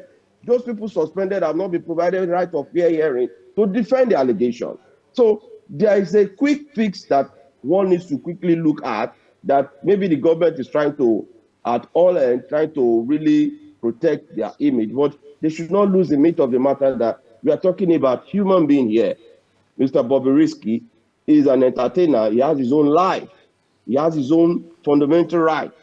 In as much as he's going through his own times and pains, I need should not be condemned. I need to ask you this quickly, Oladitu, because just within a matter of days, the Nigeria Correctional Service has suspended at least 3 ranking officers, with some hints at the possibility of a few more suspensions to come. From this narrative, are you saying that the Correctional Service authorities got off on the wrong foot? Add to that the fact that the Minister of Interior, Mr. Olubunmi Tuji-Ojo, has now ordered a probe into this matter. The House of Representatives also is probing this matter. Does that not highlight the importance and the complexity of this matter beyond whether or not Mr. Idris Okuneye has the right for whatever it is, pardon? Well, it's not about the multiplicity of probes. It's all about the harmonization of probes for concrete results. And the best office to investigate this is the Office of the Attorney General of the Federation under the presidency, because what we're talking about is a federal offense. So, and it was convicted on that same law. So we expect the Office of the Attorney General to let us know if there were actually applications to his office for pardon, and if that pardon has been granted by the president, if it is done on the premise of genuinity, he should be able to defend and grant the pardon. If they also the issue of the EFCC, the officials in the EFCC, firstly, those that ought to have been firstly pulled up is the official of the EFCC that investigated the matter. Are they actually culpable? Why is EFCC calling for probe? EFCC should not be the one calling for probe because we have to probe EFCC. EFCC cannot probe itself. EFCC cannot investigate itself. So the chairman of EFCC needs to come and answer to an independent probe to defend himself of that allegation, not him investigating the allegation that is against their institution, because he is vicariously liable for every offense of his own staff. That's the EFCC chairman. So it's not him ordering for an investigation and also being a judge in a matter that is a culprit. So we need to look at the entire scenario. So for me, the Office of the Attorney General needs to take it up, work with the National Assembly, the Ministry of Interior. There must be a joint probe of this scenario. So EFCC needs to come clean, to come and defend his own record. Oh, this was the reason why we did not charge these money laundering cases, because we did not find any verifiable evidence that he actually committed money laundering.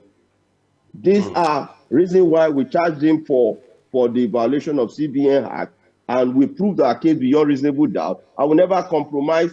Us not being compromising made him sentenced to prison for 6 months.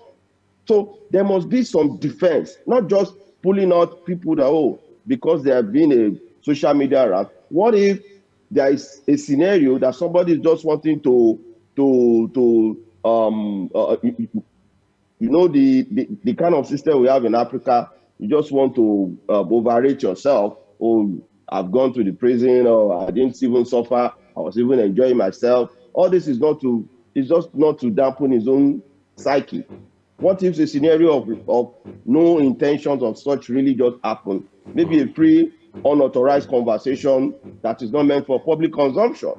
So there is a whole lot that if we are to look at it from the point of the law, I've just admitted one thing. Mr. Femi Falana has not committed any crime, either false, for introducing a case to the father. This is a law firm. They are entitled. Because the way I saw Very Dark Man condemning that Mr. Femi Falana of all persons is also involved, is even making some spurious and unprintable allegation against Mr. Falz. That is Mr. Falz also an homosexual. That to me, it's huge enough for Very Dark Man to be sentenced to also go and face some charges. You cannot make such statement on the media. I will not be part of anything that will bring down society. Society, there must be standard. In as much as everybody has the right. Social media do not give you the laxity to begin to rain abuses and begin to condemn people. So I expect a strict legal action from the Falana and Falana chambers to have summoned Very Dark Man to prove those allegations of homosexuality that is trying to abuse Mr. Falz for. So those things which are capable of causing embarrassment, which is a torturous act. So we cannot allow this defamation to just slide. There are a lot of things, and any other person promoting that video is also culpable when it comes to issue of defamation. If you promote an unverifiable information on your platform or you commented, you also culpable as being part of that crime. And I saw in that video that Shehu Kuti was also there. We saw that platform that gave rise to this whole thing and makes it more of a social media buzz rather than the investigation itself. So the government should not be too loose not to understand the meat of the matter. The meat of the matter is about the correctional service should provide detailed report of all people, especially that of Okuneye Bobrisky during his sentencing, prior before his sentencing, we want to even know that was he even granted all the protection? Was he part of the which room, which number, which space bed was he allocated to in prison? These are issues that we need to know. Sincerely, let me tell you, they are facts in the sense that we are all aware, even on an awaiting trial cases, suspects in prisons, not all suspects have that health capacity to be placed amongst multitude of crowd. Within the prison ambit, there can be a space bed for special space bed for some certain set of people. It might be based on health ground. It's all over the world. They do it all over the world. It's not that of space. Some people, so there might still be a reason for us to investigate. Was he granted a special status within the prison? We need to know. Was there any reason for that? So these are issues, not that maybe just the removal and this grandstanding all about will now make us to believe, oh, Bobrisky have committed another crime and EFCC will now be the same agency to charge him. No, these are times to clean up. And if you need to really clean up, you cannot be a judge in your own cause. EFCC needs to be subjected to another independent probe itself. So not them probing an action that is being committed. They can do an administrative inquiry. If that administrative inquiry indict them, definitely these are vicarious liability, and everybody involved should be charged to court. But if there is no iota of evidence of money being transferred, the receiver, or there can be traces of money from Okune's account to anybody, and if they cannot verify such allegation, if that allegation is not being verified, very dark man and whoever authorized him should be made to face the full wrath of the law. And this must serve as a deterrent to people abusing people by cyberbullying them, because we've seen a lot of cyberbullies. They just pick a case, they begin to rain abuses, they begin to form themselves as judges, and they condemn immediately. So in as much as these have now become a ruse in our system, it's high time the National Assembly regulate the social media. I will be one of the people that will support that law to regulate the social media, because if it is not an unregulated space, it's a large space that's now being unregulated, it might cause us more harm than good. The social media almost divided the country during the last 2023 election. Unguided statements were made by people. They were not being challenged, and nobody probed or investigated those statements till date. And those statements are still there on the internet. So we need to be regulated. An unregulated society will lead to a state of anarchy. And that is why I want to not shutting down our freedom of expression, but there must be limits for people not to make seditious statements. Let me ask you this as we wind down quickly now. This issue has also highlighted again the cracks, or if you like, the weaknesses and the fault lines associated with correctional service system in this country. Just yesterday, as part of the announcement of suspension by the Nigeria Correctional Service, we were told that a very top-ranking correctional officer was suspended for an offense or infraction different altogether from this scandal around Idris Okuneye, also known as Bobrisky. In this particular case, this officer, we're told, actually had escorted an inmate to a location far away from the correctional facility where this inmate had been kept. We've heard about stories of correctional officers being compromised by inmates and the families of these inmates to let them go to places they ordinarily shouldn't be. In some cases, even let them off altogether. I mean, you're a lawyer, and as such, you know a little about, at least, about the justice system in this country, especially as it has to do with the correctional system. Talk to us about what these problems really are. I mean, the underlying factors and practical steps that can be taken by way of addressing them. We need to put some things right here. That when a matter is an awaiting trial, you cannot violate the prison terms except you are being granted bail. But once you are still a convict, or the suspect is not a convict, it behoves that it's only the prison that has absolute right over that person. But if it is a matter of awaiting trial, it's the judge that can grant, if it is a capital offense, and in capital offenses, and you are not granted bail.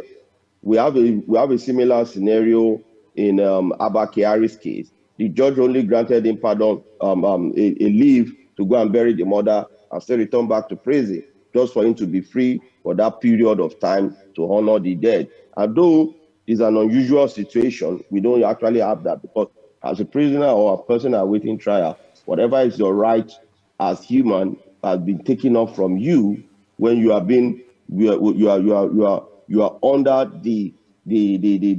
are placed under the type of offenses that you have been alleged of. When the offenses of capital offense of robbery, killing, terrorism, these are capital offenses that you are not being granted bail for, murder cases. So what we're looking at here is the fact that there is need to be standard regulation. There is need to be discipline. So these are lacking scenario that we have in our system. Corruption is everywhere. Everybody wants to compromise their position. Nobody is ready to go the horde of the law. So it is everywhere. So the standard operational standard is the fact that the government must clean itself of all these debris of taints. And the earlier we have it right that our correctional facilities are not just places whereby everything goes. The fact that the government needs to do more to repair our correctional facilities, yes, is because of the negative tag of prison. That is why they renamed Prison Correctional Center. It's because of that negative interpretation of, oh, this name tag should be named as Correctional Center in order not to dampen those that are in that space. But that notwithstanding, what needs to be done is the fact that we've seen a lot of corruption in the correctional centers when it comes to their headship. Before now we had this allegation of how much they are using to feed dog and feeding the prisoners. So in terms of the corruption system, the welfare, the facilities, these are meant to be improved upon so that every prisoners in the correctional facilities will have a very good lease of life. Not you being in that environment must just be that you must look like a hellfire. We've seen prisons in other countries that are well standard, built like a school or like a technical institution. You can do a whole lot. There are a lot of activities going on there that promote development of human capacity. Those that are there can still go to university, do some trainings. A lot of trainings are going on there. It's not just a fixated dungeon, but there is more to be done when it comes to the welfare, the capacity of the spaces. If there is a need to build more new prisons with standard, they will convert some buildings and places across the country to correctional facilities. Government should do that so that the rich will not just be given a special status in prison, while the poor who are equally of the same crime will be committed to suffer. So every prisoner must be given that special welfare. And that's my own argument. All right. I would like to say a big thank you to you, Oladotun Hassan, lawyer, public affairs commentator, and President Yoruba Council Worldwide, for making our time this Friday morning to join us live via Zoom from Lagos. We do hope you have a great weekend ahead of you. Thank you very much, and God bless. We'll take a quick break on Global Morning now, everyone. When we return, we'll turn our attention to this scorecard conversation that has been kickstarted by President Bola Tinubu. We'll let you in on that behind this short break. Do stay with us.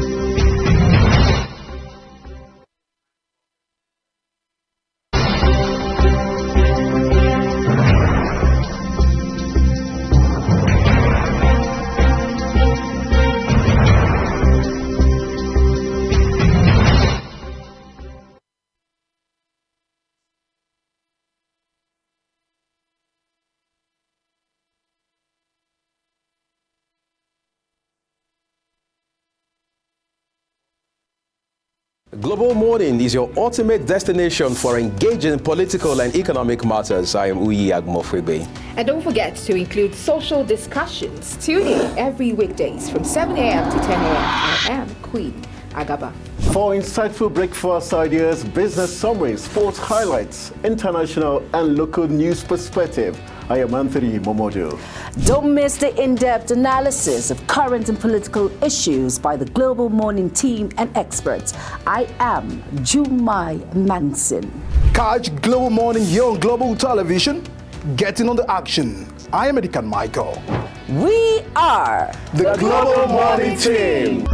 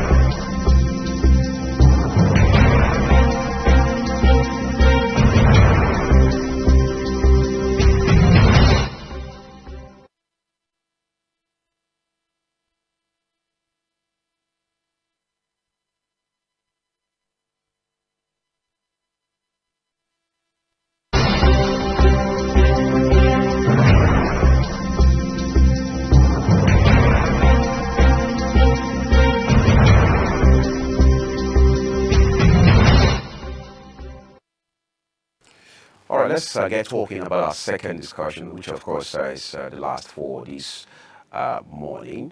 The president, talking about President Bola Tinubu, has requested the scorecard of ministers in his cabinet. As a matter of fact, the president says the ministers and other aides in his cabinet should not be media shy. As a matter of fact, they should go ahead and talk about all of the things that government is doing, particularly within the scope of the Renewed Hope agenda. We're joined this morning via Zoom live from the nation's capital here in Abuja by Eze Onyekbere. He's a development lawyer.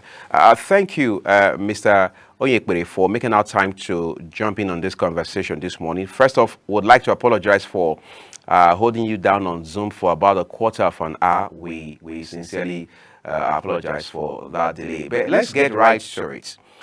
You and I have talked about issues of development in this country a number of times. Today, the president has said that ministers need to show their scorecard. It's been 1 year and counting since these ministers came into office. What's your sense regarding this conversation about scorecard? Well, it is the usual thing in any administration from time to time to review the performance of its key officers and officials. And I think it is a decision in the right direction to ask the ministers to show cause why they should continue in office, and that they have to do by showing their performance, meeting the indicators which were set for them at the beginning. If you are in education and healthcare, you should show Nigerians how the policies you've introduced or the existing ones you're implementing has been able to improve the critical indicators in the sector. So I expect that to happen, and possibly for Mr. President to rejig his cabinet, flush out dead woods, as well as introduce new blood. It's also an opportunity for him to review his own performance, because he has a very big part to play beyond what the ministers and advisors are doing in their own critical constituencies. For instance, Mr. President is the Minister for Petroleum. So he also has to review whether he should continue holding that portfolio or hand it over to a more dedicated person who has the time and acumen and honesty of purpose to run the sector, which is what some of us have been recommending from the word go. So it's a step in the right direction. I'm very sure, Mr. Eze, that you actually have followed this government, I mean the government of President Bola Tinubu, for a while. We had 100 days in office where it was an opportunity to also assess the performance of this government.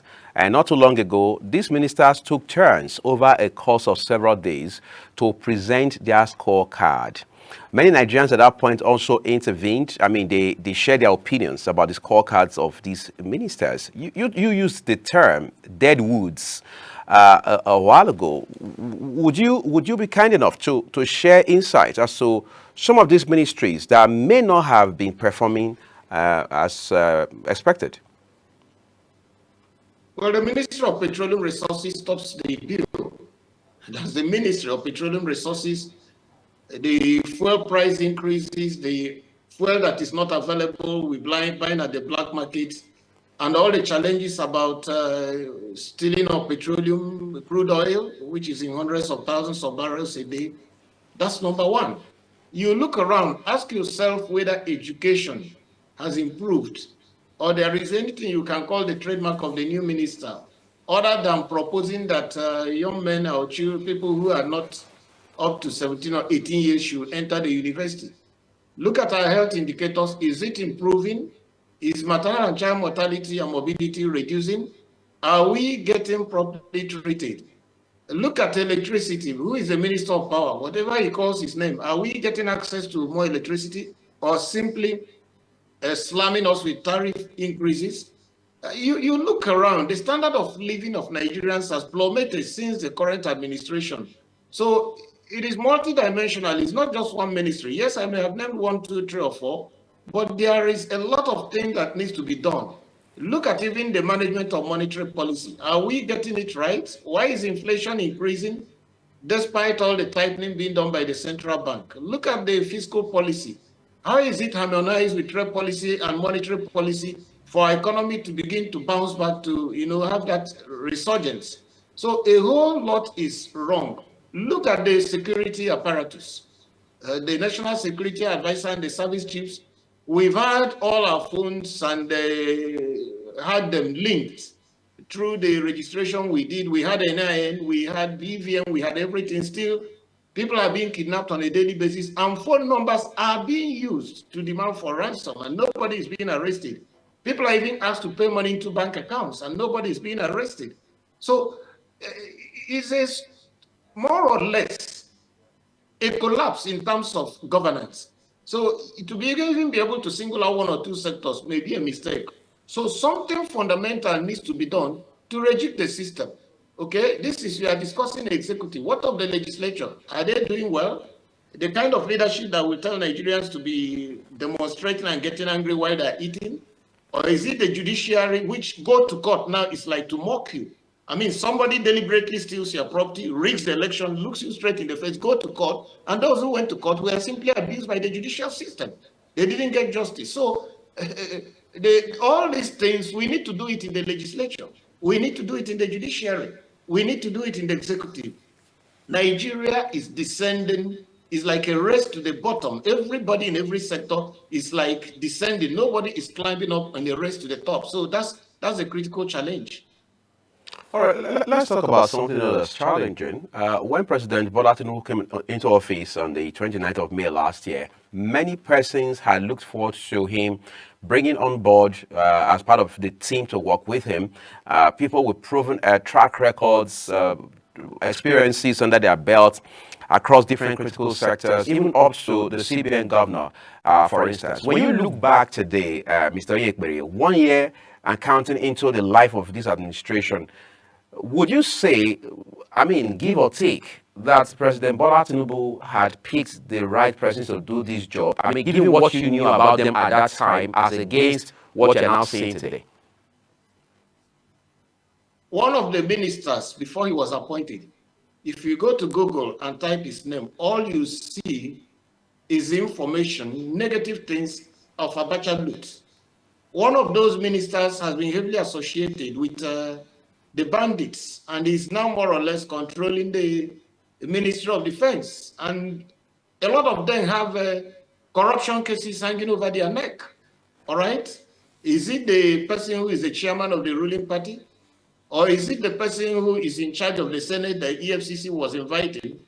You see, it's like Mr. President gathered around him people who more or less can flock together with him.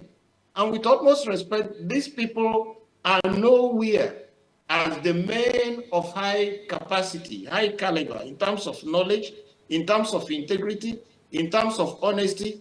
It's just the usual political heavyweights, political heavyweights who have contributed a lot to the economic damnation of Nigeria. So we didn't see real new faces, people who you can say are bringing hope. Well, quite a few of them. Maybe somebody like Festus Keyamo evidently seems to be doing well. Maybe the gentleman in the Interior Ministry seems to have brought in some reforms, except of late we are hearing all the scandal relating to people who are supposed to be in prison and sleeping in hotels or big guest houses. Quite a few people you could call, you say, well, they are trying. Others are just run on the mill. It is their turn. Mr. President said it was his turn. Most of these ministers see what they're doing as it is their turn, so they don't feel accountable to anyone. Otherwise, things will not have been happening the way it is. You talked about monetary policy, fiscal policy a while ago. When President Bola Tinubu came into office, he had a CBN governor who was in acting capacity. That was just before Dr. Olayemi Cardoso took over the reins of the Apex Bank just a few months into the life of this administration. Now, you look at the Central Bank of Nigeria today, you look at the monetary and fiscal policy frameworks, you look at the MPR, that's the monetary policy rate, for example, which has just been raised again to 27.5%. Inflation is, of course, not anybody's friend as it stands right now. Inflationary pressure is getting intensified every other day, for instance. Is that an issue that you would have expected could be fixed by the leadership of the Central Bank of Nigeria under Cardoso, or you believe that there are external forces that are fueling or driving this kind of phenomenon? Now, what you are referring to is a manifestation of the failure of the entire economic policy framework and its implementation under this government. It's beyond monetary policy fixing rates or fixing cash reserve ratios. It has to do with the whole economic policy framework, the fiscal side. How are you funding your deficits? How much deficit are you doing? The trade side, the production side. Is the economy producing enough food so that you don't need to say you are cutting down your tariffs, zero tariffs, import food? Are you exporting enough? Your crude oil, 500,000 barrels is reported stolen a day. What's happening with the security forces? What's happening to the Navy? What's happening to the Ministry of Petroleum Resources? So all these things are combining to ensure that whatever you are doing on the monetary policy table is not going to work. So the pretense that the monetary policy is going to solve all problems is just misdirected. Everybody knows it's not going to work. So to that extent, if the security were able to do their job, and Nigerian farmers go back to farm the vast arable lands in Nigeria, we have enough food to eat locally, prices will come down, and there will even be some for the factories to process into raw materials and then turn them into finished goods. There will even be some for exports. If you curb crude oil theft today, you will get more dollars, 400,000 barrels a day times whatever is the value of crude oil today, and then you come and take what belongs to the traitors of government. So these things are a total package. And of course, if you get your priorities right, not that you decide to do one road, which is not even budgeted, which people did not bid for. You arbitrarily assign it to a contractor. So trade policy, monetary policy, fiscal policy, your labor policy, your defense, and even how you manage social security in terms of the little stipends you say you want to give to the poorest of the poor. All of this combined together to talk about the standard of living of the people, the value of the naira, inflation that is going to happen, go up or come down. So you must understand the interconnectedness of all these things and bring a total package to reform the entire system, honesty of purpose, sincerity of purpose, good policies, and men and women who don't have a feeling of impunity and who respect the rights of others. Then you are going to get it right. But for now, we don't have all these things. Okay, let's take it a bit beyond the shores of Nigeria, Mr. Oyekbere. Vice President Kashif Shettima, as we speak, is in New York, evidently attending the United Nations General Assembly, the 79th edition of that assembly, representing his principal, the president, and of course the people of Nigeria. Now, one of the things he has proposed there is debt forgiveness for African countries, apparently including Nigeria. Some people say that Nigeria is not living, it's reality that Nigeria is not living up to its potential. That is a shame that a country like Nigeria, most populous black nation on earth, is going cap in hand to a place like the United Nations General Assembly to seek, or, well, some say beg, for debt forgiveness. We saw former President Olusegun Obasanjo do that almost 2 decades ago with the help of people like Dr. Ngozi Okonjo-Iweala. Are you saying, or would you say, we are getting off the wrong foot here with this kind of plea? It's a shame for Nigeria to be leading this kind of campaign because it is heavily indebted today. I was already grown up, a person strongly working in the area of fiscal governance as at the time Obasanjo came on board, and cleaned the slates. And we cleaned up our 30 or 30-something billion debt and started on a fresh slate with little or no debts. As if to say we are behaving like drunken sellers who are going on a binge. We started borrowing again, even got to the stage of printing naira when we couldn't find it easy to borrow. And today we are owing over 121 trillion naira. So as we are owing that amount, we are still busy contracting new loans every day. And there is no transparency and accountability in the way we contract these debts. Okay? And you go and borrow.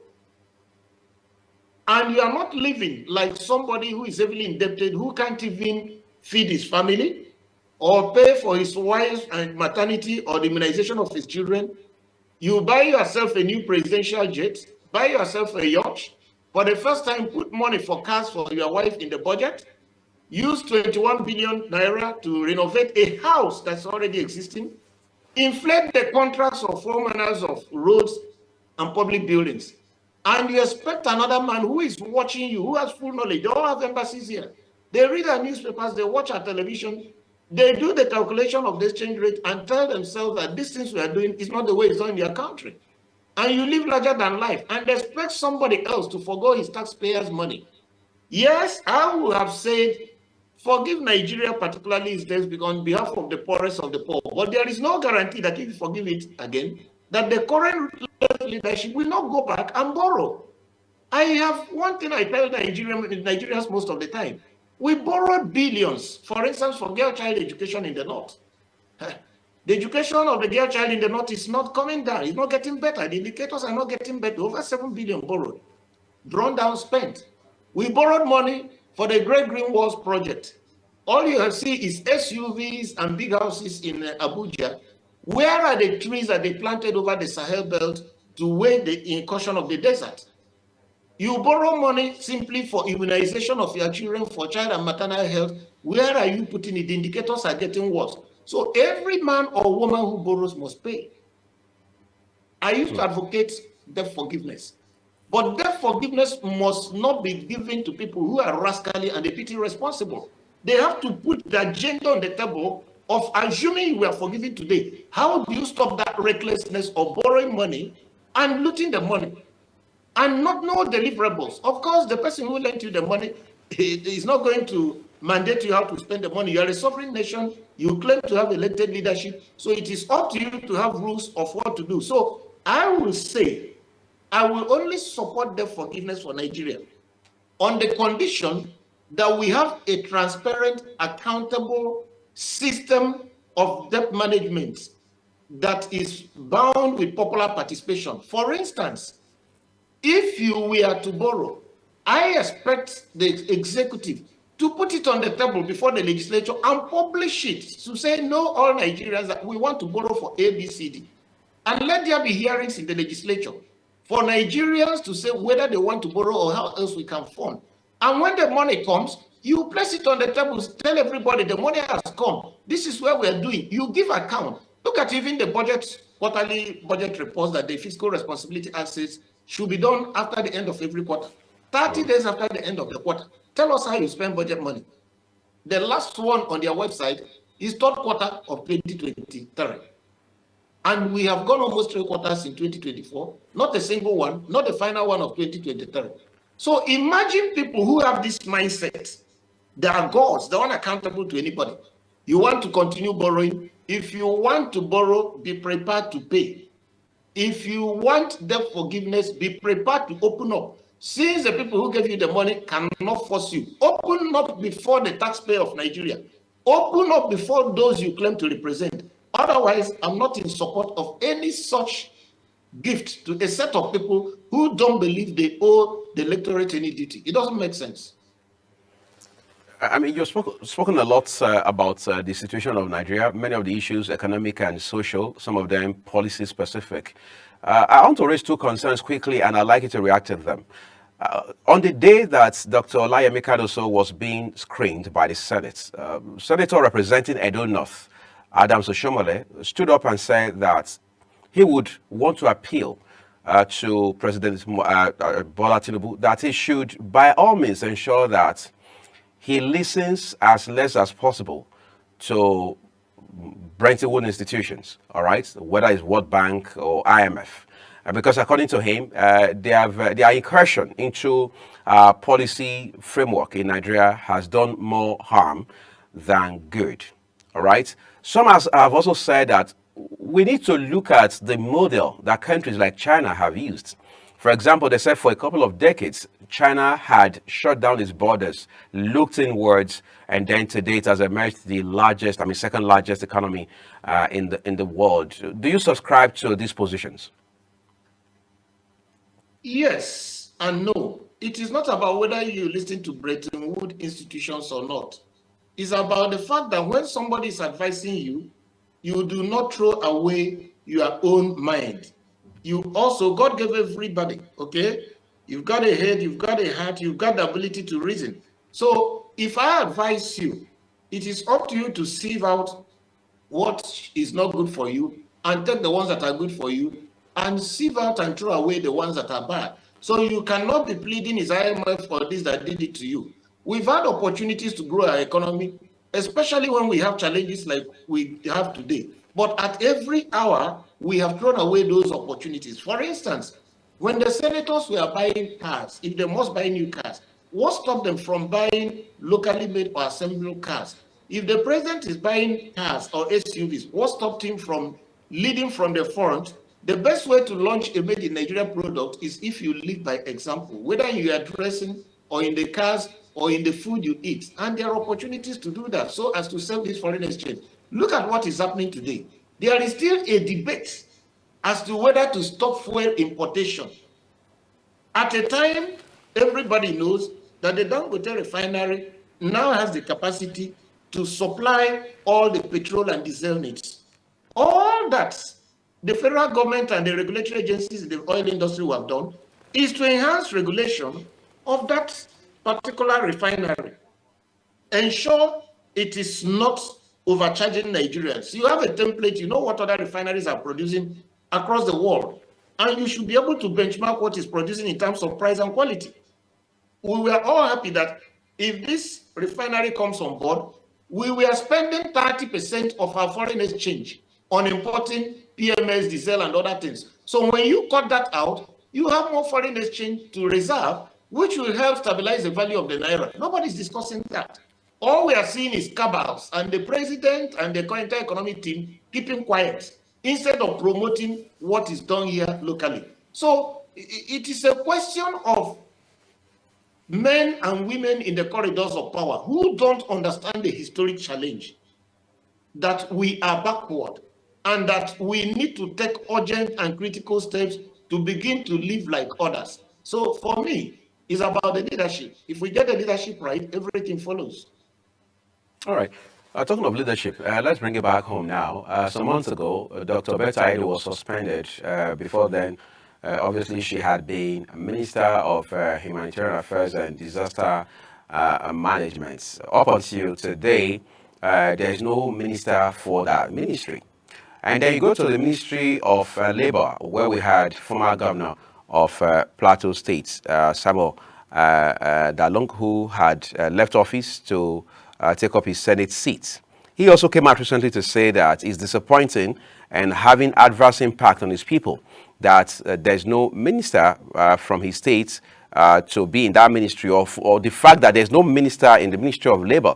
We've seen the Minister of State for Labor acting that role as much as she can the entire time. How much of vacuum does it leave when we open up these very sensitive ministries without a minister to provide leadership for them? I will even say the Federal Executive Council is overpopulated. We don't need this number of ministers. So if you have a minister of state, why do you need 2 ministers in labor? So whoever is there can assume that ministry and run it well. Unfortunately, humanitarian affairs, the message out there is not that she's been sacked. We are told she's been on suspension since, I think it was around February or March. It's over 5-6 months now. The case was supposed to be investigated and reported back to Nigerians. So we have enough. I even expect the president to cut down on the number of ministers and reassign those places where you have ministers of state or minister of something that doesn't really make sense. Of course, for instance, we saw the Minister of Agriculture having to be halved, and then somebody came up with, is it animal husbandry or what? What is the value proposition of that new ministry that could not be achieved within the old ministry? So all I think should happen is for the president to rejig, bring in more creative, intelligent, honest, hardworking men and women. Merge some of these ministries where you have Minister of State, it doesn't make sense. In the US, how many secretaries do they have? I understand it's under 20, about 15. For the largest economy in the world, more population than us, a bigger economy, more issues to deal with. For locally, domestic challenges they have, being the policeman of the world, so they are still running it with 15 secretaries. So it's not about the number, it's about the quality and the systems you put in place, which will drive the performance of these ministers. Let's begin to wind down now, Mr. Oyekwe. On a final note, about a year ago, that was September last year, President Bola Tinubu was speaking during a retreat that was organized for ministers and other members of his cabinet who had just assumed office, did say that there would be a time-to-time performance review of all the ministers and other aides. And then, of course, that's how Hadiza Bala Usman came to become the head of that initiative to help assess and do a kind of evaluation of these ministers and aides based on whatever key performance indicators that the government has set out. It's 1 year and counting now. President Tinubu had said at that time, 1 year ago, that ministers who are found not to be performing at all or performing below expectation will be shown the way out. Given the trajectory we've seen in this country, political patronage, the rental system, and what have you, do you think the government, under the leadership of President Bola Tinubu, will find the balls to sack ministers who deserve to be shown the way out and rejig the cabinet as is expected? I believe I hope he's able to find the balls to do that, because it will be unfortunate and a disaster if we are to continue in the present trajectory, because he is campaigning or he's talking about a renewed hope. But it is evident that around Nigeria today, there is gloom. Nobody believes in the government's ability to renew the system. On a daily basis, the standard of living is plummeting. Hardship is increasing. We've just had hike in petroleum products. Across the country, the electricity authorities are increasing bills in a scandalous manner. Cost of transport, food, education, everything is going up. So if he continues this way, I will not know what will happen by the time he finishes his fourth year. This is only a year and a half, less than 2 years. Already people have lost hope. So the best thing is to try new hands, and particularly for him to change his approach, because he is the leader. The leader's approach determines how others around him behave. He should send clear and strong messages that he is interested in the welfare of Nigerians beyond trumpeting it. You don't trumpet that you are interested in my welfare by buying a new presidential jet, buying yourself a yacht, living in opulence, while you are appealing to people to tighten their belt and to sacrifice more for the nation. Once he gives the right direction and body language that he is interested in the welfare of the people, I think his ministers will sit up and begin to deliver quality and better and improved services. In 2 minutes now, as we go, there have been calls this week in particular for President Bola Tinubu to intervene in the issue between the NNPCL and Dangote Refinery. What are your thoughts on that? When you say intervene, it seems to be like he's a stranger, so he's interfering. I've reminded you that he's the Minister of Petroleum Resources. Even without being the president, that sector stops on his desk. He's not intervening, is that he is derelict in that duty, so he should perform his duty as the Minister of Petroleum. I'm not even talking of being the president and commander-in-chief. So when you use that word intervene, it's like he's coming from an area that is not his business. That is part of the primary responsibility of the Minister of Petroleum Resources. Mr. Eze Oyekbere, would like to say a big thank you to you for joining us on Global Morning today. My pleasure. I've been talking to Eze Oyekbere. He's a development lawyer, has shed light on the issues around the cabinet of President Bola Tinubu and all of the issues around Nigeria and its development. Just to remind all of our viewers that Global Television will start a series beginning on Monday that focuses on Nigeria's 64th independence and how far this country has come more than 6 decades and counting. Let's also be clear, for this year, the president has ordered a low-key celebration. However, he has asked his ministers not to be media shy, but instead go out and talk about what the government is doing by way of alleviating the suffering of Nigerians and making life better for citizens, particularly within the framework of the Renewed Hope agenda. Again, there's a caveat. All of the views of our guests on Global Morning, their respective opinions. I'm Uyag Mofwegbe on behalf of myself, Jumai Manson, and the entire production team here in Abuja. We'll say thank you for your time and stay with Global TV. The death toll from flooding. Most time our politicians just bring in policies too, for sure. Incidentally, we have several more stories. The legislature was carefully crafted to 22.2% inflation rates as of April this year. What does that say about where we are as a country? I think Nigeria has resorted to being resilient. Before you call the police station, before they even leave, they'll take permission from. I don't think there's really anything on ground to improve. We struggled as a strike. The Minister of Education volunteered and said, give me 2 weeks. It was a lie. The president never gave me any deadline.